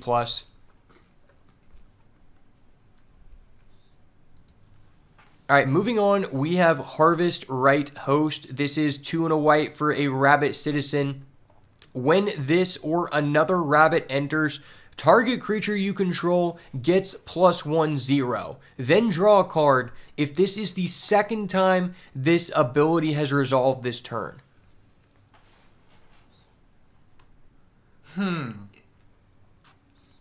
Definitely a weird card, right? But I can definitely see this becoming very, very good. I think that this is a C+ card because I don't think everyone's going to want it, but in the green-white rabbit deck, I think it's a very strong card. Because let's say you play this on turn 3, when you play the 5-drop that gives you 2 tokens, that is 3 triggers for this ability. So that's 3 additional points of damage, and you're drawing a card. Since it seems relatively easy to be making tokens, I think that's just really good in the rabbit stack. But outside of the rabbit stack, you're probably not going to want to be doing this, right? Because like you could theoretically play this in the Valiant deck, but then you're just only getting 1 trigger off of this because you don't have any other rabbits, so you don't even get to draw.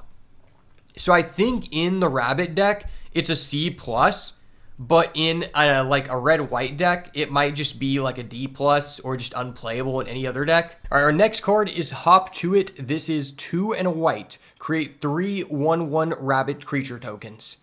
Wow. That's pretty good. From all of the other white cards we've seen thus far, I'm really excited to see the green cards because it seems like there's so many benefits to having tokens. I feel like in a normal set, this would probably be a C-, like it would still just be good. But from what we've seen thus far, imagine in a dream scenario, you started with the green-white gold card that grows as you gain additional creatures. If you have this, oh my god. Yeah, because then that means turn 2 you play that guy, turn 3 you play this. That guy's now attacking for 4 damage on turn 3 of the game, and he has trample. So I think this card is really good, and especially in conjunction with the last card that we just read, Harvest Right Host, because those are rabbits. So if you go Harvest Right Host into Hop to It, that means you're getting 3 +1 attack triggers, and then you're also You're going to draw a card, and maybe that triggers Valiant. I don't know if that's always going to happen, but I think once you have this card, it probably puts Harvest Right Host in higher standing in your pick order going forward. Oh, for sure. So I think I would give this a C+. C+ for synergy. C+ for sure. Our next card is Jolly Gerbils. 1 and a white for a 2/3. Whenever you give a gift, draw a card. Seems okay. Kind of if you build around giving gifts, but I don't think you want to be giving gifts most of the time, to be honest. That's facts. I think for the most part, I don't know if anyone else agrees, I actually just really hate the gift mechanic. Gift was obviously made for Commander, because in Commander, you can choose who to give the gift to. Like, I could fuck over you and then give someone else the card. Yeah, there's politics to it. Yeah, but in 1v1, it feels really bad, and this mitigates some of that. So I guess this card is probably not something you want to pick up early, but I think as the draft goes on, if you have at least 3 gift effects, and you're as long as you have like at least 3 cards that have an option to gift something, and you're in an aggressive deck, this card is probably like C level. Because it is 2 mana for a 2/3, which I don't think is bad. And if you can if I'm giving you a 1/1 tapped fish, getting a bonus effect on my card, and drawing a card, that's insane. No, yeah. So I think the sweet spot for this is you want to have at least 3 to 4 gifts per 1 copy of this guy. But I don't think he's high priority. So that's why I'm just going to give this... It's definitely a late game, last type of card you get. Yeah, and this is kind of I will say that the gift mechanic is one of the few mechanics that is in every single color, which might add some value to this card. So I think this is probably a C or C-. It's definitely a C- for me. All right. Our next card is Mabel's Medal. 1 in a white instant. Target creature gets +2/+2. Up to 1 other target creature gets +1/+1. Now this is good. I think this card just invalidates the 1 cost variant, which gives someone +2/+2 and has gift, because this triggers 2 Valiants. That's really good. I want to go back to the gold, red, white uncommon that gains first strike upon Valiant. I think once you are confirmed playing red, white, this card exponentially increases in pick order. And I would go as far to say that if you're in the red-white space, this is probably a C+. And probably, even if you're in the green-white space, it's probably still a C. This card can't be that bad. As long as you are trying to go wide, I think the floor is very low on this. At worst, it's a battle trick. Yeah, the fact you get to target 2 is really good. Targeting 2 for the Valiants is just so important.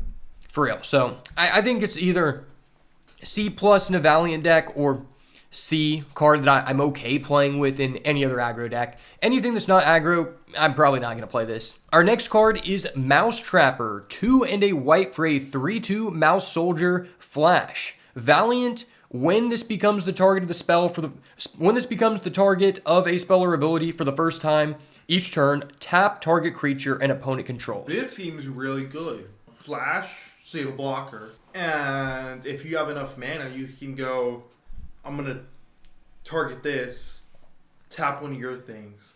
Yeah. And it taps any creature. Mm-hmm. I can see this being pretty good. I think this card is kind of weird to evaluate because the stat line is kind of... low. Yeah, it's kind of low. But this card, I think it really depends on what kind of deck you have. I don't think you treat this like a creature. I think you treat this like a battle trick. Yeah, like a combat trick. Yeah. I mean, I feel like the most often play pattern for this card is, let's say you have 5 mana and you have the previous instant, or you have the weaker one, and you flash this in, and maybe you...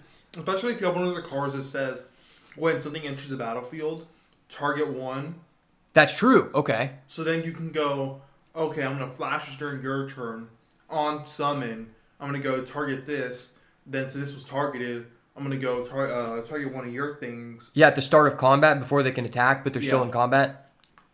That's true too. I was thinking that the most likely scenario is that you flash it in, and then they attack with their guy that they think is like their best attacker, and then you tap down. You either block that guy with a token, or you just don't block that guy, and you use this to tap down their other creature that they were gonna leave up to block. Yeah, to leave up to block your creatures, and then it's like, okay, I'm getting so much pressure. I'm getting in for 3 next turn, and then all of my other guys that weren't gonna get in were also getting in. But I think this is a very good card. I think this is even better I think this would be really good in rabbits. Because rabbits have a big ability to target stuff on summon. Oh, they also have the ability to grow. So if you have the gold card, you don't even have to use the targeting ability because another creature's enter the battlefield, so it grows your 1/1 guy. Oh, that's so good. So it can increase a blocker, which could potentially like bait your opponent out, right? So I think the floor on this card is relatively high.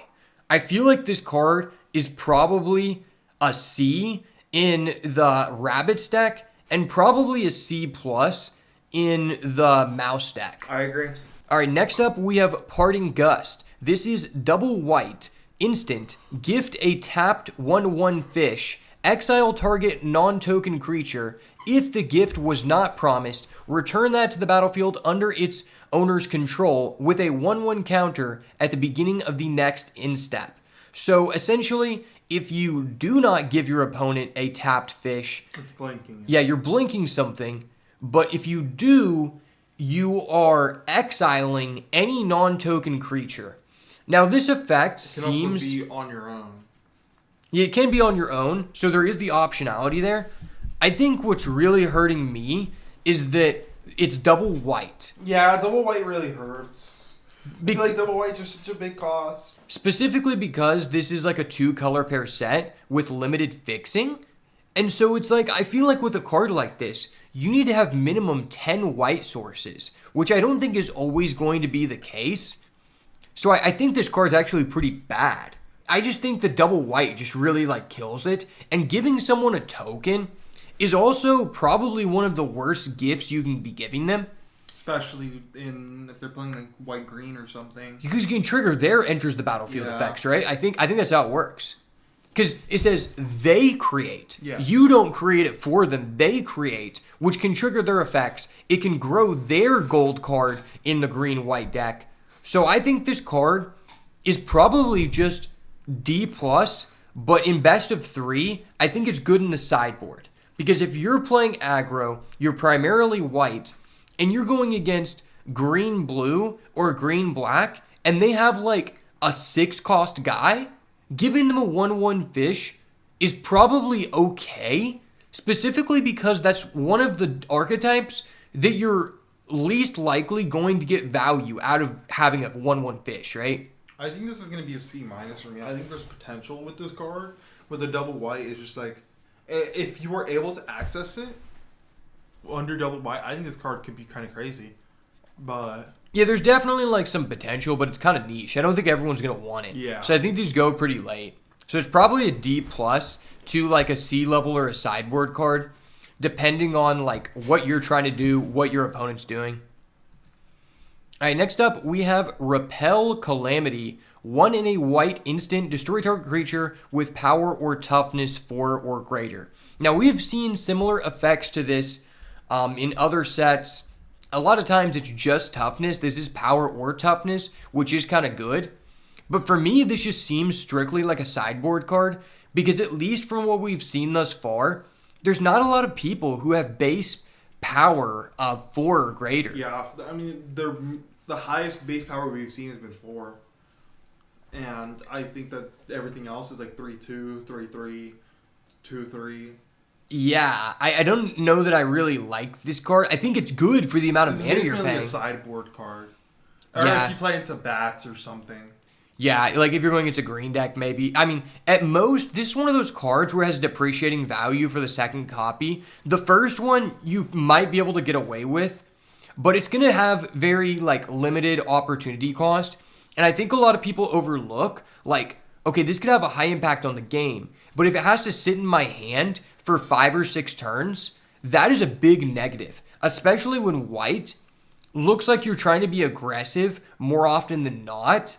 Like, you have to be in a control white deck, and, like, this isn't even, like, that premium. So I think, like, this is probably just a C, because it's not bad.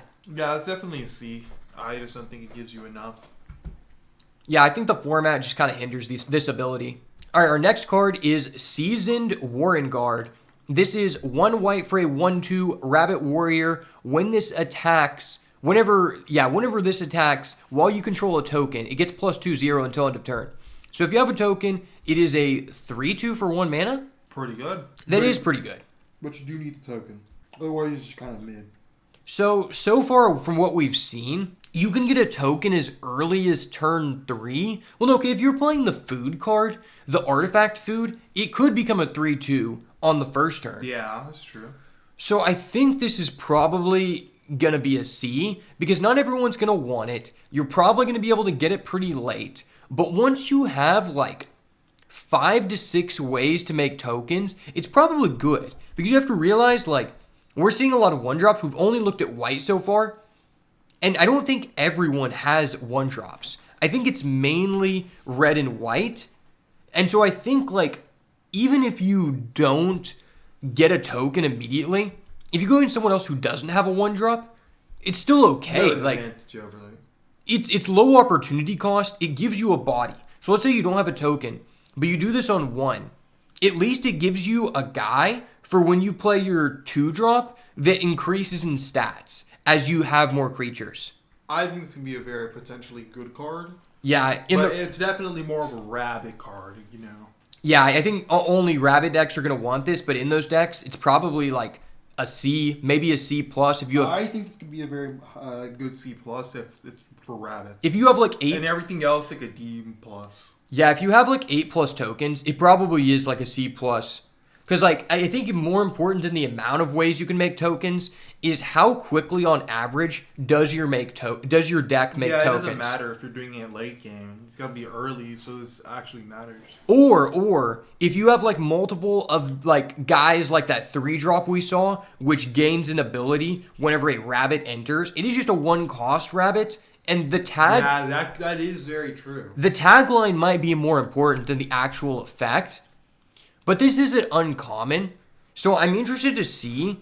There are a lot of 1-drops we've seen in white thus far. What I'm interested to see is how easily can you get them? Like, on average, are you going to end up with like a lot of 1-drops? Because in Lost Caverns of Ixalan, the best decks, in my experience, were either the red-blue Pirates decks or the white-blue Flying Artifact decks. But those decks were the best when you had like 7 or 8 1-drops, but they were all uncommon or rare. So it was kind of difficult to get to. So I'm interested to see, like, I know there's a lot of different 1-drops, but are they going to be easy to get? And if they're easy to get, this card seems really good. Strike Force is 2 and a white for a 1/3 flying double strike vigilance. And it is a bird, which is, I think birds are blue-white. Yeah, honestly, even for a non-bird deck, I think it seems pretty good. I think that, especially in something like Rabbit, you can buff this the fuck up. That is true. You think about this. This is Double just strike vigilance is insane. This is just a really good defender at worst. And then, like you're saying, you really only need to buff it up by 1 attack in order for it to be a good attacker. And the potential to just threaten with this. Like, imagine your opponent has like a 4 or 5 attack creature, but you have like 3 mana open with this on the field. That's going to be really scary for them to call your bluff and attack. Because if you have like one of those combat tricks that just gives this +2/+2, that's such a good value you're trick. taking 6. Yeah, and it's like the Vigilance. Like, honestly, I think they could probably remove Vigilance, still be pretty good. Yeah, it'd be insane. I think this is probably, in the Birds deck, a C+, and probably like the first copy's pretty good in like a Rabbits deck as like a C or a C- maybe. And then everything else, I think you get this just a C-. Yeah, it kind of just depends on, like, once again, like, what kind of decks are you going against? Because if you're going against an aggressive person, it's such a broken blocker. Yeah, everything seems really matchup dependent, honestly. Yeah. All right, our last white uncommon is Star Charter. This is 3 and a white for a 3/1 Bat Cleric with flying. At the beginning of your end step, if you gained or lost life this turn, look at the top 4 cards of your library, reveal a creature card with 3 power or less from among them, put it into your hand, put the rest on the bottom of your library in a random order. So essentially, at the end of your turn, if you were able to proc this ability, you get to find a 3 power or less creature, which seems pretty easy, and just add it to hand. So it's a recursive value engine. I don't know how good the Bats deck is. I think if you see this makes you want to play Bats. That's true. You rip this open first pack, you're like, okay, I guess I'll build Bats. Yeah. This looks like a B to me, honestly. This is probably a B minus. B minus. It is a good payoff, but it's also like, if you don't end up fulfilling its potential, I feel like this card has a really high ceiling and as well a really low floor. Yeah. Especially with like first strike being given out. It also has 1 health. That's what really sucks. Yeah. Like, or if there's a lot of things that just let you deal 1 damage to someone, that could be kind of lowering the value of this card. So I think like in the beginning stages of the format, this is going to be pretty good before people understand what they're doing. If you're able to easily get Bats, then this is pretty good. So I think this is probably a B minus in the Bats deck. And probably like no one else really wants this. So maybe it's just like a safe pick. Yeah, this is kind of a weird card. I think it's probably either going to be a C plus or a B minus. I think this is a B minus for me. All right, well, that's going to wrap it up for the uncommons in white. We're now going to move on to our next color, which I believe will be blue. We're not going to be doing the rares today because this is going to take a lot of time. We're probably going to have to break this up. First card, Bellowing Crier. 1 colorless blue. Frog Advisor. When Bellowing Crier enters, draw a card, then discard a card. 2/1. Seems good. It's kind of cycling. Yeah, this seems okay. I think this is probably a C minus. Like, this seems good in the Threshold deck. oh, I wasn't even thinking about the Threshold deck. I was thinking that you would want to play the green-blue Frogs Blink deck. But that is true. It does have overlap into the Threshold deck. You know, this might actually just be better in the Threshold deck. I think this is a Threshold card, honestly. Because when you think about it like this, like, so the stat line is kind of dorky. But when you're playing the Threshold You deck, want to have it engraved. yeah, you're okay just letting this die. So it's actually just way better. So this might actually, I think this is probably just a C minus overall. But in Threshold, I think this is a C plus. Maybe. We'll see. We'll see. Because if there are better 2-drops to be doing, that's really going to depend on it. That is true. But yeah, I think this card definitely has some utility and might be a card that a lot of people are sleeping on in the beginning. So somewhere in the C category, either C minus to C plus, depending on like how important is putting cards in the graveyard for you is really going to determine this, or how many times you can blink. Like, even if you can blink, maybe you don't have cards to discard, because that's another thing. Like, it is better that you could draw then discard, but it seems to me like the green-blue deck is more late game than it is early, with the gold cards that we saw being kind of higher costed than the others, which tells me discarding a land is a higher cost to you because you want to be hitting your 4th and 5th land drop, right? Yeah. So I don't know that you always want to be blinking. It's more of the aspect of like doing the first time and then looting. So yeah, I mean, I think this is okay card, somewhere in the C minus to C range. I agree.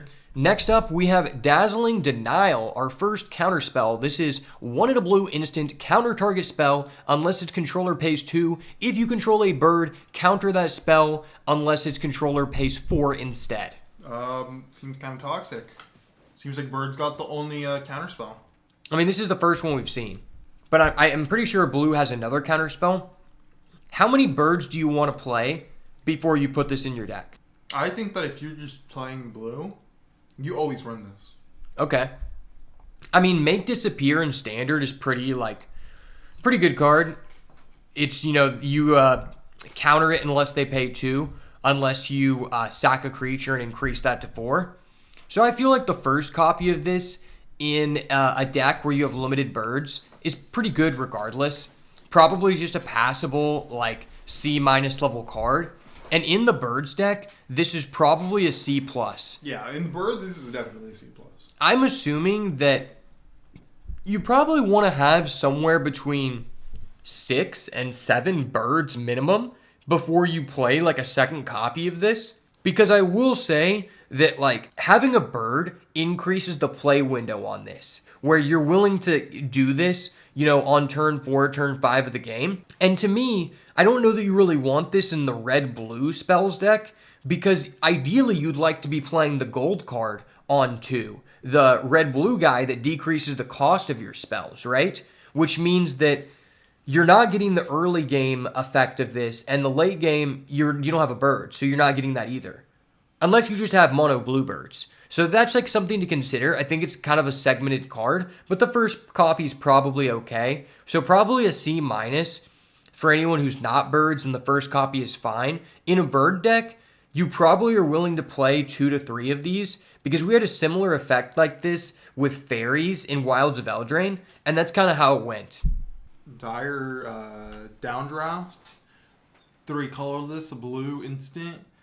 This spell costs 1 less to cast if it targets an attacking or tapped creature. Target creature's owner puts it on top of the library or bottom of the library. Okay, so I think this card is probably like a C- or C level card. We've seen this effect before. We saw a version in Modern Horizons 3 where the cost was decreased if you by the number of cards you draw in a turn, but you didn't have to target a attacking or tapped creature. I think this card is okay. I think it's probably a C- level card, and I think the best home for this is probably in the blue-red deck, specifically because decreasing the cost of this card with your gold card makes this card a lot better. It'll get very cheap very fast. Like, if you're paying 3 for this instead of 4, that is a huge difference. And you're going to be paying 2 if it's targeting... attacked or tapped. Yeah. And that's good. And then also, like, if they attack with 2 creatures, you target one of them, your guy gains prowess, and maybe he becomes a blocker, which is pretty good. I think this is a pretty good card. Yeah, I think not everyone is going to want this, but I think there's going to be a lot of these around the table. I think red blue's definitely going to want this. This is going to be C+ for red blue, and maybe even C for birds. Yeah. The thing that I'm wondering about is I feel like Vigilance is kind of given out pretty, like... So far, we've seen a lot of people with Vigilance, which means that less often is the tapped effect coming into play, right? Yeah. So I think that's going to be a big, depending on factor on how like staple this is just in any deck, but definitely good in the red-blue spells deck. Not premium, but it is a decent piece of interaction that you can probably get pretty easily. Next up, we have Finch Formation. This is 2 and a blue, Offspring 3 to create a token of this with flying. When this enters, target creature you control gains flying until end of turn. Okay, now this is disgusting. This is the bird's win con right here. You just go, okay, I'm going to play this, play another one, target both of my non-flyers that are both like 10-10, and then you swing. Yeah, I think this is like... this is just like... This is what makes birds work. This is the card similar to what we saw with the white pump spell that pumped everyone. This card is a win condition in the birds deck, like you're saying, because it allows you to go for a game on a turn your opponent doesn't think you can. And we've seen in the past that in these standard sets, 3-mana 2/2 flying isn't terrible. Like, even if you don't get to target something when it enters play, if they don't have a creature on the board and they're not playing flying, you're still just chipping in for some damage. It also has the bird tag, which is pretty relevant. So yeah, I think this could very easily be Blue's best common for birds. I think this is probably a C+. Yeah, I'm giving this a C+. I think that no matter what, even if you're playing just blue, you definitely play this because this can enable a game. Yeah, like you might also be down to play one of these in the red-blue deck, depending on how many creatures you have. Yeah. I think that definitely can lead to some interesting combos. And if you are playing the green-blue deck, you can blink this. Oh, And that's huge. if you have that gold card, you can essentially keep making that gold card, which had pretty good stats. If I remember, I think it was like 3, 4, or maybe 4 attack. Every turn you pay 3, and then you just blink this, keep giving it flying. That's pretty good. I think this is going to be a very, very good card. So this is probably a C+. Yeah, I'm giving Potentially this a C+. blue's best common. Next up, we have Light Shell Duo. This is 3 and a blue for a Rat Otter, 3/4 prowess. When this enters, surveil 2, and a whole bunch of flavor text. So you're paying 4 for a 3/4 prowess, and then you surveil 2. It's good. I don't know how good. Yeah, this is kind of a weird thing, because it's like... It's definitely going to be good for Threshold. Yeah, that's the thing. It's like they're kind of contrasting abilities, because I don't know that in the Threshold deck how relevant prowess is. Yeah, that's what I'm saying. If prowess is like pretty relevant in your Threshold deck, then this card can be pretty good. But if that's not, if the deck is more creature oriented, then this probably doesn't give you enough. Because it does cost 4. It does have the otter tag. We will find out if that is relevant. I think this definitely overlaps into not only the red-blue spells deck, but also, like he just stated, the Threshold deck. So it does have some overlap. Probably a card you can get pretty late. I think it's probably going to be a C-, but could be a C in general if you are in the right deck, if it just fits your Threshold deck. Yeah, I'm going to get it to C- for anything like Threshold maybe. But I think this might even be a D+ for other stuff. I just don't see how this gets used. Yeah. I mean, because other people who have a similar stat line, they have flying. Yeah, that's what I'm saying. Or they have something good for going for them. It just does like nothing. Yeah, it's kind of like going in different directions, which is what I don't like. Maybe the otter tag will be relevant. We'll have to see. Okay, our next card is Mind Spiral. 4 and a blue sorcery. Gift a tapped 1/1 fish. Target player draws 3 cards. If you gave the fish tap target creature and opponent controls, put a stun counter on it, which means that creature does not untap during its next untap phase. I think this card is probably a C in the correct deck, most likely the red-blue spells deck, specifically because we have seen at least one 5-mana draw 3 spell in pretty much most of the sets in the past couple years, and it's typically a card that you want 1 or 2 of in the controlling blue decks, and I think this card might actually be better than it seems, because typically when you're drawing 3 cards, you're taking a turn off, which means you are susceptible to attacks. So the potential that if your opponent is playing a tall game, not a wide game, means that you're not really taking off like a loss of tempo advantage. If they only have one big guy and you lock it down, then you're not really losing a lot of tempo to draw the 3 cards, which makes me think that this could be a C, or it could just be a C- in other decks. But I think the red-blue spells deck probably wants this the most. Yeah, I just feel like this doesn't really do anything besides red-blue. Obviously, I mean, I think the stun's okay, but it's just so expensive. I mean, maybe in the green-blue deck, if you can get to the late game, we've just seen that draw 3s are just okay. Like, yeah, I think green, blue, red, blue, definitely not blue, white. Yeah, blue-white for sure you definitely don't want. But also think about, like, if you're playing a green-blue deck, your guys are probably pretty big, which means you may not care about giving them a 1/1. Yeah, because, like, you can block it, so... That is very, very true. Yeah. I think this gets a C. Yeah, I think in the right deck, it could be pretty good. It's a very road card. I think it's an interesting take on what we've seen in the past. Next up, we have Night Whirl Hermit. 2 and a blue. 2 and a blue, Rat Rogue, Vigilance, Threshold, 1/4. And then this gets +1/0 and can't be blocked if you have Threshold. This is a pretty good Threshold card. This is pretty good. I think this is probably like a C+ for Threshold. I think this is a very crazy late game card. Just being unable to be blocked by anything and becoming 4/2 with Vigilance is just so strong. You mean 2-4? 2-4, yes. Yeah, I mean, to be honest, I'm very skeptical about this card. I would kind of disagree with you, just because I think that Can't being blocked is a very important ability. My issue is, number one, this doesn't help you contribute to getting Threshold. See, I don't think that this like as a Threshold card, right? I think this is a card that you play late game in a blue deck, and then this lets you help you kill. Maybe Because late game, you're for sure gonna have 7 cards engraved. Yeah, I just feel like typically with these can't be blocked effects, the ones we've seen be the most successful are the ones that let you get in for chip damage early.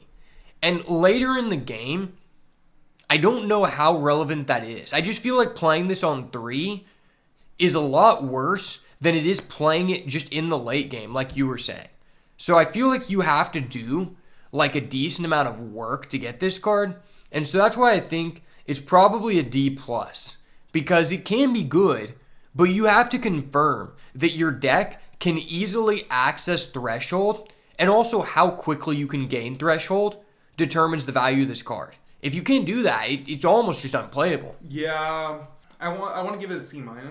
In the Threshold deck. In the Threshold deck. And if you're not in the Threshold deck, it's just ass. I think it's a D+. I feel like you just get these on the wheel every time because like only one person wants them. Yeah, I think these roll back around, and if you have blue, you put it in as like a side deck card. Yeah, I mean, especially since the blue deck seems slower, maybe you just want a blocker. Yeah, that is true. All right, next card is Pearl of Wisdom. This is 2 and a blue, draw 2 cards, cost 1 less to cast if you control an otter. Okay, well, if you're playing otters, this is broken as fuck. Yeah, I think this card is super premium if you're already locked into otters. I think this... even if you're not playing otters, I think this card is also still premium. It's still just divination. Yeah, at worst. And I think at best, if you have that one otter, the one with first strike lifelink, if you're playing blue-white, you have both of this and that. Oh my god, you're crazy. I was just thinking if you had the gold, red, blue card that reduces your spells by 1. Oh my god, yeah, because this is 1. Yeah, you can pay 1 to draw 2 cards. Oh That's my insane. god, that's crazy, yeah. And it gives your guy prowess for 1 mana. I think this card is a C+. Because if you already have like... I think this could be a B-. If you already have like 2 to 3 of that guy... Yeah, but yeah, I think this is a C+. This is a very premium card. 100%. It's like at worst, it's 3 mana draw 2. At best, it's 1 mana draw 2. Yeah, like I don't think we've ever had like a card like that in a draft. It's just premium draw power. Exactly. I mean, yeah, this card's excellent. Next up, we have Runaway Together. 1 and a blue instant, choose 2 target creatures controlled by different players, return those to their owner's hands. This is pretty good. Bounce back, 1 of yours, 1 of theirs. This is definitely a commander card. It's designed for commander. Yeah, I think it's probably highest utility is in the green-blue deck, where you actually get bonuses from blinking your guys. I think this is probably really just only the green-blue players want this. Or red-blue. I think red-blue can use it because it's maybe it's just a 1-cost bounce. That is true. That guy just changes so much that reduces stuff. No, that's what I'm saying. Yeah, that's absolutely insane. I also think this is like potentially just a sideboard card. Yeah, I can definitely see you sideboarding this if need be. Well, because I think the value of this card is drastically determined by if you're going against a person who makes tokens. Yeah, because then they can't do shit. They don't get their card back, which makes this like a one-sided bounce. But I think in the green-blue deck, it's probably like a C. And then maybe in the sideboard you'd want it. But I don't think this is too high value. I think it's C at the most. Could just be D+. Because ultimately, you really only want 1 of these. Multiple of these kind of sucks. Yeah, that is true. I don't like cards that much. Like, I mean, this is an okay card. I think the impact is fine. But what I don't like is just the way the structure of the format is, where everyone's just trying to play a fast game, and then you're just bouncing guys who have ETBs. Yeah, everything has an ETB. So, like, the first one's okay. But triggers an ETB. After that's not, like, great. So it's like, that's why in order to like level it out, you have to have a guy who has a more broken ETB than them, or you're getting rid of their token. The cost is fine though. So I think it's just like the card depreciates in value after the first copy. The first copy is probably fine. Next up, we have Shore Up, which is a reprint that we've seen many times. 1 blue, instant. Target creature gains +1/+1, hexproof, and untap it. Premium. Really? I think this is just like a C-level card. I think it's just okay. Well, I mean, if you're playing a blue deck, I feel like you're going to be protecting your Otter. You're going to be protecting your fucking your Toads. Maybe. I think that if you're playing blue, you're protecting all your super important stuff because you're going to be setting up a lot with blue, even with birds, right? Yeah. Birds, frogs, and your otters all need setup, and this protects you. I'm just skeptical on this card because it just seems like in this format, so far, what I've seen is more often than not, you would prefer to be targeting your own guys than your opponents, which makes me think that there isn't always like a need for protection. If that's not the case, then this card becomes better.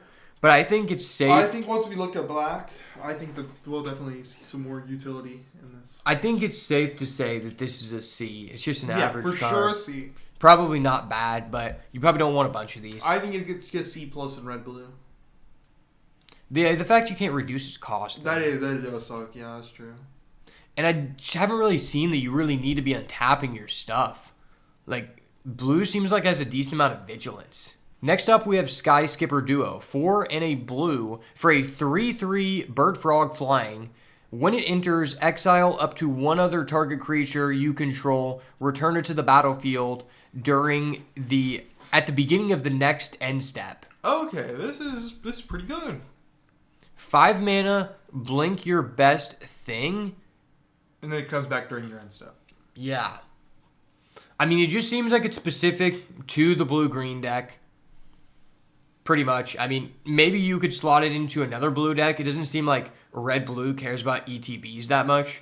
I mean, we haven't seen, like, the good red cards yet. This is definitely a green-blue card. Maybe even a bird card. Yeah. But I think this is definitely a C-level card.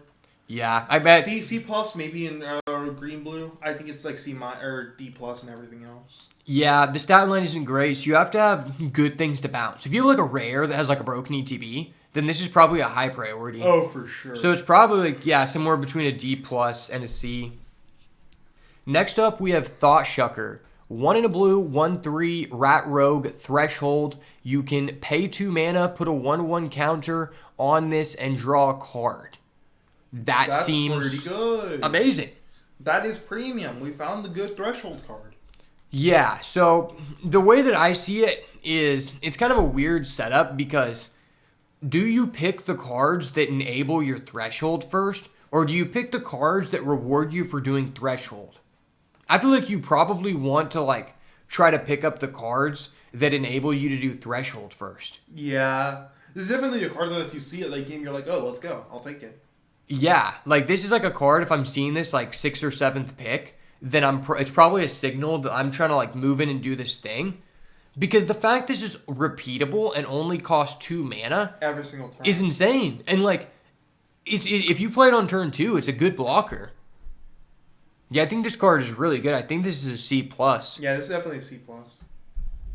Our final blue common here is Water Spout Warden. 2 and a blue Frog Soldier for a 3/2. Whenever this attacks, if another creature entered under your control this turn, this gains flying.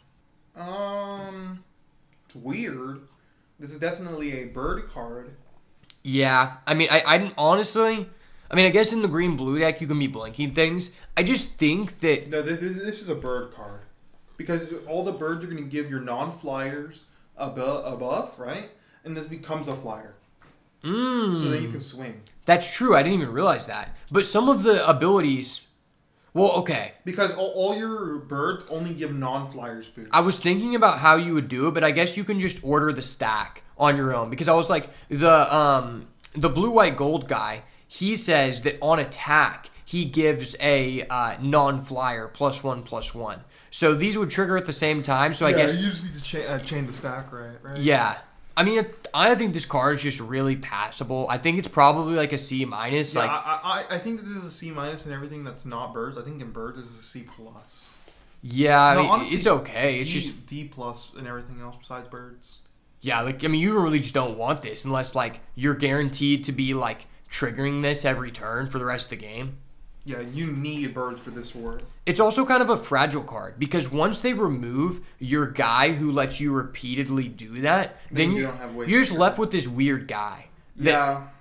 Like 3-2 stat line, because I was already kind of skeptical on the 3-2 guy with Flash and his ability, but he had Flash.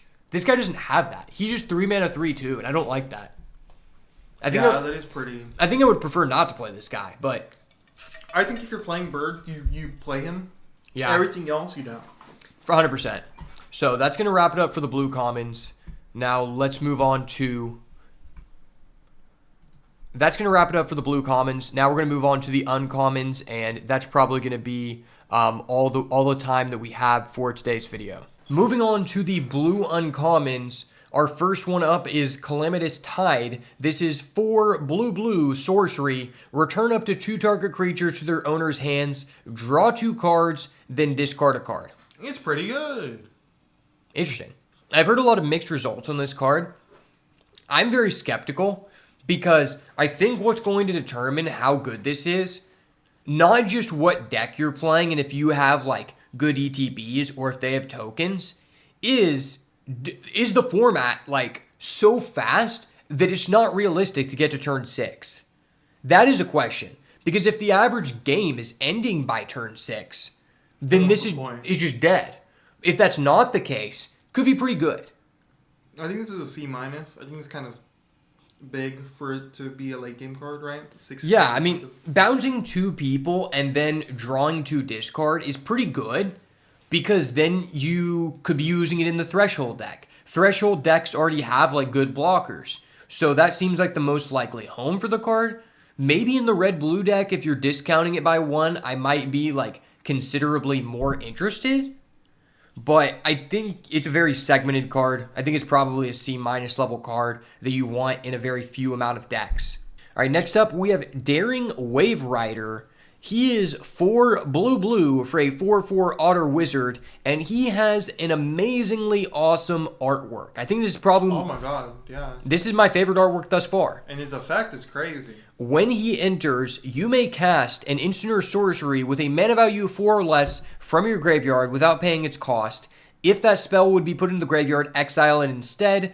So he has that Snapcaster-esque deal. Cost, that lets you play a 4 for free. Yes. Now, I don't know that you're always going to be playing a 4, but I don't know that that really matters. I think realistically here, in order to be getting a fair deal, you just need to play a 2 or a 3, or just something that impacts in the game. Like, if you're playing the card from Graveyard that lets you draw 2 cards for 3 mana, and you already played it for 1 or 2 mana previously, that's really Crazy, good. Yeah. I think this guy is probably a B-. This is a guy that, if the pack was weak, I'd be down to start with him, but more than likely, it's like I start with a card like the guy who reduces spells, and then I follow it up with this pick, and I'm like, I'm locked in. I'm not moving out. This card is great. This card is amazing. I think this is just a B- level card. I think this is a B- for sure. I think this card can definitely be like the game winner. Yeah, because you don't really have to do a lot to And make it's it an good. Otter, and the Otter cards, Yep. it's draw power. Yeah, like you do this guy, you add something, you replay something, and then also the draw spell is reduced, which is just great. That's what you love to hear. Our next uncommon is Eddie Merc Crab, 5 blue, flash. This spell costs 1 less for each instant or sorcery in your graveyard. It is a 5/5, and it enters tapped if it is not your turn. Whenever it enters, tap up to 2 target creatures. Okay, this is crazy. I think we found Threshold's good card. So there was actually a card like this that was used in Standard for a while, but it did not have Flash, and it did not enter tapped if it's not your turn, because that was irrelevant. And that card was already pretty good. Like, there was an entire mono blue deck made around that, and there's a lot of hype to determine whether this card is good enough to be played in a Standard deck like that or not. Yeah, I think this is a good payoff for being in the Threshold deck. I think that you see this is what gets you to play Threshold, right? Yeah, and I mean, I think it would be fine to play this in the red-blue deck. if you have a lot of low-costed spells, or for example, if you have cards that let you, draw and discard, like that 2-mana blue guy, like looting effects. This is probably good. It's a good role player. I think this is probably a C+ card because it's not for everyone, but it is just really good. Yeah, I think not everyone gets to play it, but I think that if you see this, pack 1, you take it, you're not mad. It's a good incentive to be doing the thing. Yeah. But I'm not really like, okay, I'm going to do this. This is a B-. All right, next up we have Gossip's Talent. This is the second class we have seen. This is 1 in a blue. Whenever a creature you control enters Surveil 1, you can take it to level 2 by paying 1 in a blue. Whenever you attack, target attacking creature with power 3 or less can't be blocked this turn. And for level 3, 3 in a blue, when a creature you control deals combat damage to a player, you may exile it, then return it to the battlefield under its owner's control. I think that the level 3, the level 1 spell, you need that for Threshold. Yeah. The level 2 spell is kind of mid. Level 3 spell, that's when you get your ETBs going. I think that the frogs really like that, right? Yeah. Not as much Threshold, but I think that's way too expensive. Yeah, I don't know that this can be good. I think the only reason that you should be playing this is if you're playing Threshold. And that you saw this early. And then you just don't level. I think you just do not level. Unless you really need to. Because I think level 2 might be optional. Depending if you can go for game or not. You probably just don't level until the end of the game. You probably don't level until you need to. Yeah, because I think just level 2 just isn't really doing a lot for you. Because level 2, we have to remember, the Threshold deck already has that guy who gains unblockable if you have Threshold. Yeah, so it just doesn't matter. So you just keep it at level 1. Yeah, and it's it seems like most of your guys are already either evasive or just have good stats to where it's I don't know how relevant that is. I don't know. It seems very negligible. This seems like probably a D+ or a C- if you already have all of the pieces together. It could be good. Yeah, I think that if you're seeing this late game, last pack type thing, and you already have Threshold, you see this, you're like, oh my god, thank god. Because it does enable Threshold. I'm just interested to see if the play pattern lines up, because I feel like you probably just have better things to be doing on turn 2. And if you're not playing it on turn 2, it becomes it becomes less valuable, because then you're missing out on the Surveil 1 when you played that creature on turn 2.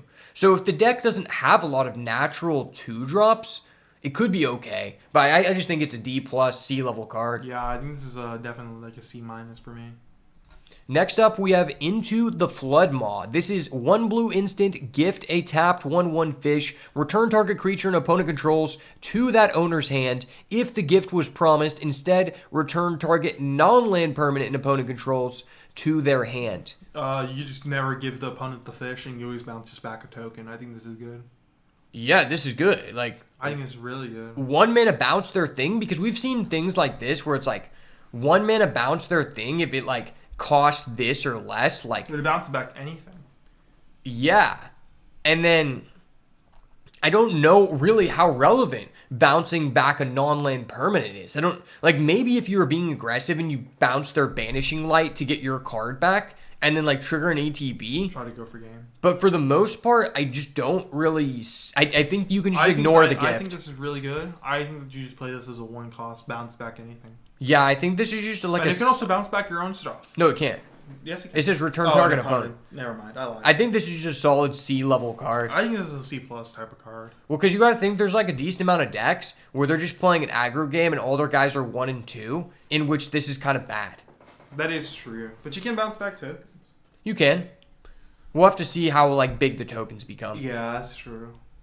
All right, moving on. We have Night Fisher, 3 blue, 4/5, Bird Knight flying. When another non-token bird you control enters, create a 1/1 fish creature token. Dude, this artwork is dope. It is a sick art. I also think this is a really good card. This card is amazing.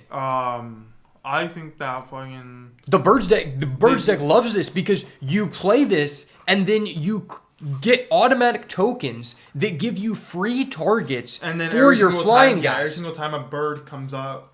So basically what this says, and also the stat line is just great. 5 mana, 4/5 flying, that's amazing. Yeah, I think this is probably going to be like, if you see this, you're building birds. This is like a B, Yeah. This is a B plus card. Yeah, potentially. I mean, like, because like I was talking about, like, okay, you want to pick that gold guy first, and then like micromanage how many flyers, non-flyers you want. This card just says Solves all the problems. I'm just taking all flyers. I don't have to take non-flyers. That's amazing. It's just an infinite value engine and like a huge blocker. This card's crazy. Easy first pick. I'm not gonna lie. Next up, we have Long River Lurker, 2 and a blue for a 2/3 Frog Scout, Ward 1. Other frogs you control have Ward 1. When this enters, target creature you control can't be blocked this turn. Whenever that creature deals combat damage, you may exile it. If you do, return to the battlefield under its owner's control. This is pretty good. Holy shit, this is such a bomb. I think that you fucking see this. This is another B plus card. You see this? Yeah, this card is absurd. You build frogs. Or not. You don't even have to build frogs. You can just go into birds. The ability, you don't have to target a frog. Oh my god, you don't? No, you can just target anyone. Oh my god, that's so good. And it's not like reduced by cost. Like we saw this card makes that class card even worse. The class card had to target a guy with 3 or less power. This is anything. Yeah, this is crazy. I think this card's fucking. This is Would you consider this an A tier? Maybe it's an A minus. A minus. In the frog deck, 100%. I think this is a B plus, and anything that's blue. Yeah. Maybe even an A minus in frogs. Yeah, just Giving ward to literally every single frog is insane. That's amazing. We've seen that ability to be like insane in like standard, so I know that ability has to be good. And it's just the fact that it's like, okay, you get this ability whenever you do this, but you're guaranteed to do that because your guy can't be blocked. So it's like, when you think about it like this, 3 mana 2/3, Ward 1, give everyone else Ward 1, and re-trigger one of your ETBs, your best one, and also get in for damage. That's so much value, and you had to do no work. And it's like, they can't even interact with that. Another piece of this interaction is like, oh, you play this, you target this guy. They're like, I want to respond with a trick to kill that guy because I don't want you to re-trigger the guy's ETB. Damn, he has I have Ward Ward. 1. Yeah, like just automatically gives it to you. For 1. So like this card, I think this card is busted because it gives you, it counters. It gives everything. It counters the counters to this card. This is like almost a floodgate. I think this is like, yeah, this card's broken. I think this is like, if you see this, you're this would be this might be the best blue uncommon. And the artwork is dope. It is sick. He's a whole assassin. Next card is Long River's Pull. Gift a card. You may gift a card. Counter target creature spell if the gift was promised. Instead, counter target spell. So pay 2, counter creature spell. If you gift him a card, you get to counter anything. Mm-hmm. It's good. It's okay. It's probably just like a C minus level card. It's a 1. If you see it, you're like, okay, cool. It's just the fact it's double blue, which just makes it like kind of expensive. And gifting a card isn't very good, but being able to counter counter any creature spell is also very good. Countering creature spell is good. There's Essence But Scatter the double blue is just kind of fucked. Yeah, like Essence Scatter is a good sideboard card. It has been for a while. It's 1 in a blue to counter a creature. But the fact this is double blue, this is bad for the reason why we said the bird card was good. Because the bird card, you can counter something on turn 2, on the play, even if you don't have a bird. With this card, you are less likely to actually have double blue set up on turn 2. And in fact, in the green-blue deck and in the red-blue deck, you don't want to be playing down double blue because you want to have a green or a red for your respective gold card to put out on turn 2, which makes me think this card is like good in the side deck versus the people who are playing the big costed creature decks. Like if you go in someone who had that bomb ass 4 or 5 bird, great. If you don't, probably not, right? Yeah. Wow, that card's amazing. No, the artwork looks sick. I think honestly, the artwork for the set just looks really good. For real, this is way better than I thought. I actually just wanted to go back to this guy really quickly because I just wanted to state, I just thought about this card. What makes it even more broken is imagine using this guy's ability, then you use the gold card to bounce him. Oh my god. And then you just keep doing that every turn. So that means you have infinite unblockable. ETBs. That's like, because you can just keep bouncing back and forth. You pay the 3, bounce this guy, he bounces another guy, and you just have, it's just so insane. That's so good. Yeah, that card is probably my favorite card thus far. Okay, next up we have Mind Whisker. 2 in a blue, Rat Wizard, 3/2. At the beginning of your upkeep, surveil 1 threshold. Creatures your opponent control get -1 attack. This is good. This is amazing. This is the threshold starter. I don't even think you have to be threshold. I think this card is just good. I think it's great in threshold. I think it's also... And non-threshold, you just play it as a -1 to everything. I think in the red-blue deck, it's fine too. You're in the red-blue deck, I feel like that. Because, like, you're already wanting to put spells in the graveyard. And, like, Surveil is just such a powerful mechanic. We've seen the impact that the Surveil lands from the Karlov Manor set. How impactful they've been in pretty much every format that they're available in. And it's like another reason why this card is amazing and why I don't think you need to be in a threshold deck is because the first ability helps you get to threshold. These are the kind of threshold cards that I want in a threshold deck. Yeah, this is what makes threshold good. Because this is consistently getting you there. These are the cards that I want to be, that are telling me I want to go threshold because the floor is relatively low. The ceiling is high. I think this is a B. It's either, I think it's a C+. C+, B-? Yeah. I don't know how relevant like the rat type is in that deck yet. If the rat type's good, it's probably a B- in that deck. I don't know that I want to start with this guy, but I think you'll be able to get these guys relatively like middle of the pack. Because if you have a good like there are some cards that can get you halfway to threshold with one card. And that's when this becomes really good. Because then you're just like one more. I need one more to get there. I think this is just a C+ card in general, and maybe a B- if you're like already in like a good threshold seat. Next up, we have Otterball Antics. 1 in a blue, sorcery. Create a 1/1 blue-red otter creature with prowess. If this spell was cast from anywhere other than your hand, put a 1/1 counter on that creature, and it has flashback of 3 in a blue. This seems pretty fucking good. So first, one of the things that I'm like seeing is that I feel like Threshold and the red-blue spells deck can overlap a little bit. Oh yeah, you'll definitely, because you're trying to get to late game with both of those decks. And Threshold lets you stall. Yeah, and then the red-blue deck, you just want to be putting spells just naturally go to the graveyard. Yeah. So it helps you get to that. And this card is one of those cards where it's like, you don't really want to draw it. If you draw it, it's not bad because it does produce an otter, which is relevant for other synergy pieces in that deck. But you do like having this. This is a free card in the graveyard if you surveil it. And like with cards like the Mind Whisperer, it makes me think that even more that you want to be playing this in a red-blue deck and as well like this, because it seems like blue cards that aren't restricted to just the threshold space just have surveil. Like a lot of cards have surveil, which make cards better like this card. Because just being able to put this in the graveyard is so good. Yeah, I think this might be a B-. I don't think that at all. No. Because you don't want to draw this card. Oh, C+. Okay, I think it's probably like a C-. I think Really? Because it just requires a lot of setup. You have to have a lot of moving parts. I just think this card, it like gets you started. It gives you a 1/1. Yeah, but you can with discard prowess. it. You can discard it, and then like you start using it in great. If you have discard effects, yeah, like you have to have things that make you want to do those things. I see where you're coming from now. I think it's good if you have all those things, but if you just don't have all those things working for you, it's kind of ass. Yeah, I think this is a C-. You're right. Yeah, but if you have all the things, like think about like if you surveil this in the grave, and then that would be crazy. And then you also have that guy who banish, who reduces your spells. Oh, so then he becomes less. Well, he becomes a 3 flashback for a 2/2 prowess that gives you an otter. That's pretty good.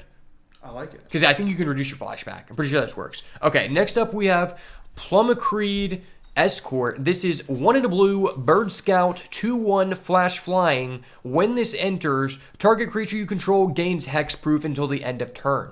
Flash and hexproof seems good. Yeah, target creature gains hexproof. Not just him. Anyone. Oh, that's good.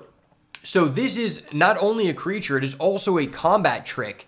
and you can reuse it in the green-blue deck. On summon. Because think about this. So once you establish your green-blue gold card that pays 3 to blink something, now... Use that every turn. Yeah, well, no, what I'm saying is, like, once you have that on the board, this guy becomes an immediate way to protect that guy. Because you go to their turn, and they try to kill your gold card, you activate his ability, bounce this, give it hexproof. So then it just protects your best guy every turn. That's actually so true. So you're basically, it's like a Sylvan Safekeeper, which is a card that's used in Modern, where it's a 1-mana 1/1, sacrifice a land, target creature can't be targeted this turn. It's because this is like a free ability, you know? I mean, it for 2 mana, it seems really, really good. It's also just like a 2/1 flyer with flash. I think this is a C+. Yeah, I think this is just a C+ card in any deck, like, it's playing blue. You always, if you see this, you're going to want it. The floor is so high, because you could just have a bunch of these, like, oh, they didn't do a turn 2 play, I'm going to flash this during your end step, getting him for 2. Getting the chip damage, right? Yeah, the flying is crazy. Yeah, this card is great. And just the bird tag, just good card. This might be, like, the overall most, other than the frog guy who gives everyone ward, this might just be the most neutral, best blue uncommon. Yeah. Next up, we have Shoreline Looter. 1 in a blue, 1/1 rat rogue. This creature cannot be blocked. Threshold, whenever this deals combat damage to a player, draw a card, then discard a card, unless 7 or more cards are in your graveyard. This is really good. I think they worded this really weird because they have this text here that says Threshold. You require threshold. So you would assume that you can't use it unless you already have 7. But yeah. I think the way that they're wording it is that you can. You can. And then this can't be blocked. See, this is the exact card. This is why I'm not This is good threshold. This is why I'm not high on that other guy who said if you have threshold, he can't be blocked and he costs 3. Because you have this guy who costs 2, arguably just a better effect. And lets you draw a discard. Yeah, and you just always can't be blocked. Yeah, this card's really good. I think this is just a C+. Yeah, because this is C+, because no matter in what blue deck you're playing, you're going to always want to have this. Yeah, like you're just going to want looting, and this is another one of those things where it makes me think the threshold and the red-blue spells just overlap. I agree. Yeah, I mean, this is one of the first cards. This is one of the first cards that if I'm starting the draft off with a payoff for threshold, I'm going to want to start picking these. Yeah. Because he gets in early, and he just guarantees I'm going to get to threshold. You're always going to be able to draw and discard whatever you want. And if they kill him, it's like, okay, I mean, he costs 2 mana. I didn't really care. Or it's also really easy to dodge with him because you're able to bounce him back or even hexproof him. That's true, with the bird guy. Yeah. Oh, that's kind of broken. This can be really toxic. I feel like the bird guy is going to be really toxic to play against. Oh, for sure. All right, next card up is Spellgeyer. A couple more here. 2 and double blue instant. Choose 1. Counter target spell or surveil 2, then draw 2 cards. I love this card. This card seems good. This card is crazy, especially in red-blue for 3. Yeah, you're paying 3 for this. That's insane. And you can also use it from grave to draw 2. So obviously both of these effects are realistic. So obviously both of these effects are realistically only worth 3 mana on their own, but I think the added optionality is worth an additional 1, and you'll probably just want to have 1 copy of this in every single blue deck, because it's like, okay, I can hold up a counter, and then if they don't do anything... Draw 2. Yeah, during their end step.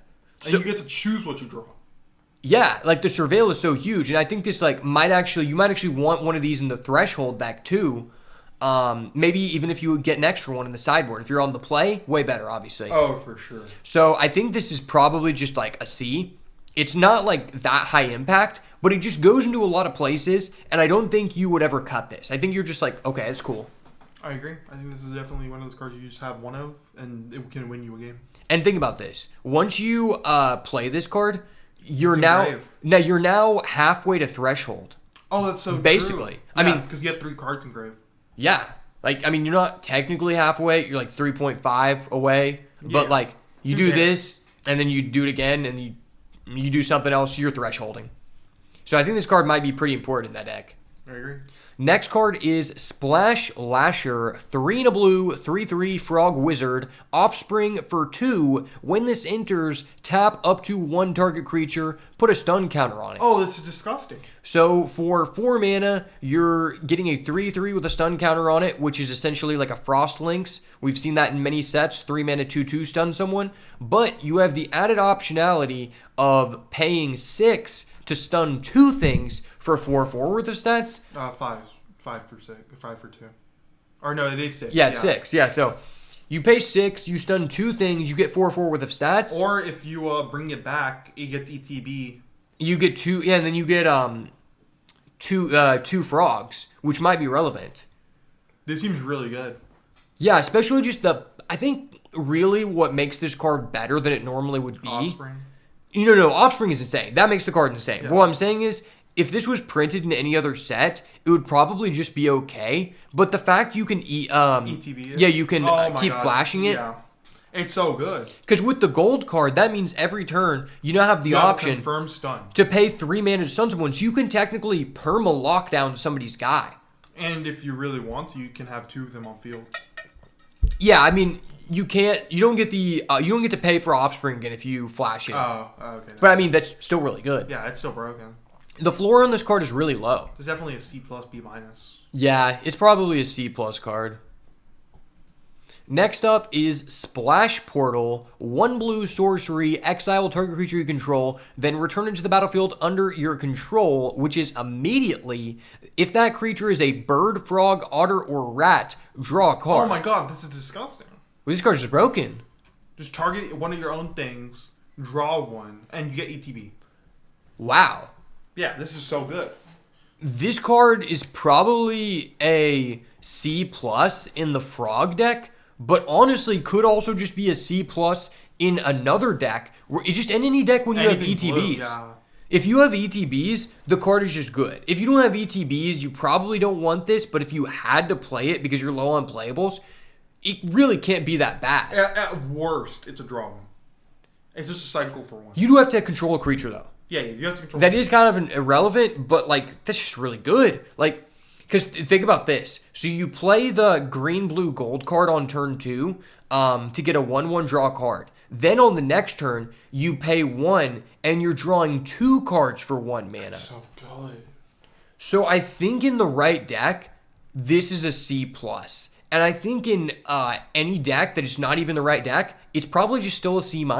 Yeah, because at worst, you're just getting to bring something easy. Draw a card for 1 card. Or you, if you're like choosing like a rabbit or something, you just get to trigger an ETB. Yeah, because it's not that you can trigger anything. It's just you don't get to draw a card if you don't do that. So you could, target anything, which is pretty damn good. That's what I'm saying. It's pretty nice. Dude, especially this with this guy, the Oh, Long yeah. River Lurker. Because then you're returning this guy, And you can attack with 2 things, drawing a card, and then they're both gonna get to. and then you just bounce something again. It's like, dude, okay, I'm not gonna lie, all of the combos in this set just relay back to this guy. Turns This out guy's just broken. Frogs being able to bring themselves back every single time they attack is fucking crazy. I didn't think that the frogs was gonna be as good, but now that I've seen this card, I'm like extremely high on frogs. If I see this card, I'm playing frogs. Like you're not getting me off the deck if I start with that. Okay, our last uncommon here to finish off the video today is Sugarcoat. 2 and a blue, enchantment or a flash, enchant onto a creature or a food. Enchanted permanent is a colorless food artifact and loses all other card types. Okay, so this is you can do this on your opponent if they try to target one of their own things for an effect. Yeah. So if they try to... Well, no, I think the way it works is if they activate an ability, their Valiant goes on the stack and actually resolves before their other card is. Oh. So once it's on the stack, you can't actually... Okay, in that case, I don't understand what this card is good for. I mean, it's still 3 mana to turn your thing into an artifact that's a creature. Oh, okay. Like, you don't get the creature, it becomes like artifact. Like, you can't attack with it, you can't use the abilities. Yeah. But I'm just saying, like, if they activate a card to target their card and they trigger Valiant, regardless of whether you turn that into a food or not, they still get that effect. Okay. Now, that effect might not be relevant because it might be like, okay, Give Valiant, +1. yeah, my guy gets buff stats. But if it's a food, it doesn't matter. Okay, that's what I thought. That's what I thought. So he can't attack with the card, right? No, but Okay, he good. can sacrifice it for forage, and he oh. can sacrifice it just to gain the 3 3 life. life, yeah, but I don't think that's worth, honestly. I think this card overall is pretty versatile. I give it a C. Yeah. I think that you play this in the side deck, depending on the matchup. Yeah, it's like, it's a C or a C+. Now, because this is an enchantment, You can stick it on like an otter or something. you don't get... I think, yeah, because I think the Otter red, blue, gold card, he reduced instants and sorceries. I'm pretty sure. I don't think it was... No, yeah. Yeah, so you don't reduce this, but it's still just like, okay. My issue... You can throw on a big bird or something. I think that this card is good, and I think we're going to overvaluate it, though. Because from what we've seen thus far, it seems like a lot of the good cards are really low-costed. Yeah, it seems like all the good stuff is small. Like 2. Yeah, Or and 1. and they all dodge effects really easily. They have ward and shit, or they can just Yeah. And then it's like... flash in, flash out. This is also a big commitment, because if you pay 3, and he responds to blink his then you're guy... -3 and a card. Yeah, this is really bad. I mean... I think... I'm gonna give this a C minus. Yeah, I think that's very fair, because I think it's like... I'm not going to cut this. It's like a very situational card, right? Yeah. It seems versatile. Side deck type card, right? So I think it's very versatile, but I also think that it's like a lot of there's a lot of outs to it from your opponent, right? It's a high likelihood you could have a target. If your opponent's also playing blue, you might as well just take it out. Oh, 100%. Yeah, if it's a high likelihood you have a good target, it is a also almost equally high likelihood that they have a ability that just completely mitigates this card and just makes it null and void. Yeah. Like, yeah, I don't know how I feel. I mean, it's probably just a card you don't cut, but you probably don't want to have a lot of You these. don't want to see it. You want to have one in your deck, maybe. Yeah, maybe against like... Because the thing is, And like, I think it's like birds where you see the best. Yeah, that's true. Because then you stick it on one of their big bodies, and then they can't use it. if you get rid of that 4/5 bird guy, that'd be the Yeah, best. the one that gives you the fish. Yeah. Oh, yeah. Then that's a free win. They can't. Yeah, well, because what I was thinking about is I was like, best case scenario is probably versus a person who has a higher costed card than this. But so far, who has the higher I think costed that cards? if birds are good, you play this against birds. But birds are also blue. Yeah. So that's what sucks. So the thing is, like, I was thinking the best case scenario would be to target, like, a green person because they have the higher costed cards. But then green also has access to forage, which means they have the Yeah, highest they have the food likelihood tokens. to sack a food token. So it's like, this card just, I feel like it looks better than it actually is. So I think C- is very fair because you probably just don't cut it, but you probably don't want see to like it. actively pick it. But if it's in the draft and there's nothing else of Yeah. the color, you pick it up. It's like fine. It's like not great, I'll not play bad. It is my fucking 40th card, you know. Yeah, I mean, the best case scenario is you do it during their end step when they're tapped out, and you're like, hey, that guy, he's gone. I mean, it is solid removal if that. Or you just do it against a white-black person, and like they're just like, They just okay. cry. So they're just like, no, they're just like, sack, gain 3 life, activate ability. You're like, fuck. Oh, yeah, you just never give it to them. There's just a lot of like inherent things that kind of like nullify this effect. Yeah, black, white, and then white, blue, green. And those are the decks that I'm like, oh, I feel like these decks would have good targets for me. Yeah, that's what I'm saying. And they just also have the best outplay potential. And then it's like, versus red-white, it's like, well, I don't want to target their shit. And then also, you got to... Okay, so one important thing to note about this card before we end the video is that if this is removed, it does not trigger ETBs. Because their card never left the battlefield, it never re-enters. It just is no longer an artifact. Okay, that's pretty nice. So that is better... Because I was thinking about like that versus like the red-white deck, but I'm like, the red-white deck, they have low-costed guys. You don't even want to be doing that. Care anyways. Yeah, and then they can respond with Valiant on the stack. And so it's like, this card is just, it's not the greatest, but you probably still play. It's probably borderline playable. I think you get this like as your 45th card. Any final thoughts about what we've seen so far? What do you like, and what are you thinking you don't like? So far, I'm really hyped for frogs. I think frogs look like a very strong archetype, especially with the ward that we were looking at. Being able to flash in and out super easily. I think that Valiant is going to be probably one of, if not the strongest archetypes in the meta so far. We haven't seen Black yet, but Black's been looking kind of mid, honestly, from what we saw of their dual colors, the gold cards. Yeah, I think Black is for sure going to be like the weak color of this set. okay. I think that white is probably a little bit weak. So I will tell you that from what I understand, black and red have the most removal cards. I don't know if that really changes perspective, but I do agree. I think red can definitely be very strong. Red is red is just always the strongest color. Red is Every always set strong. I've played in, Because red is just aggro. well, red just always has the best removal and the good early game creatures, and we saw that white arguably has the best gold cards, and white has some of the best mono cards. yeah, and also I think it's easy to say that red-black has he just has the probably lowest value gold cards. Oh yeah, the red black gold cards just didn't work together. We definitely need to look and see in the other cards, but I just don't think they're giving as efficient of resources, like allowing them to utilize like how other archetypes are doing. My first thought about black is I feel like it will be most relevant paired with blue, with being the blue-black threshold deck, and probably the green-black forage deck, just because it's similar to Bargain, and we've seen like he just matches up well when your opponent, like all the cards that say gift of food, you're just inherently at an advantage because then you have a better use of that food versus other things. So I feel like that's where black is going to be the best, but we will definitely have to see. Next time, we're going to try to finish up all of the other commons from the other three colors, so make sure to stay tuned for that.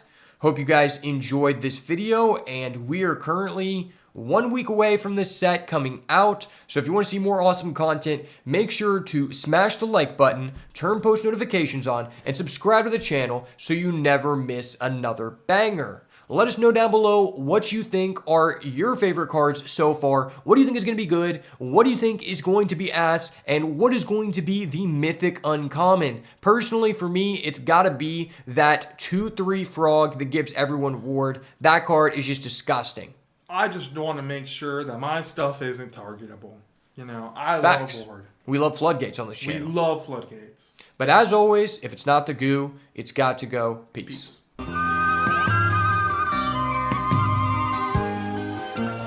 Ooh, is that indigo?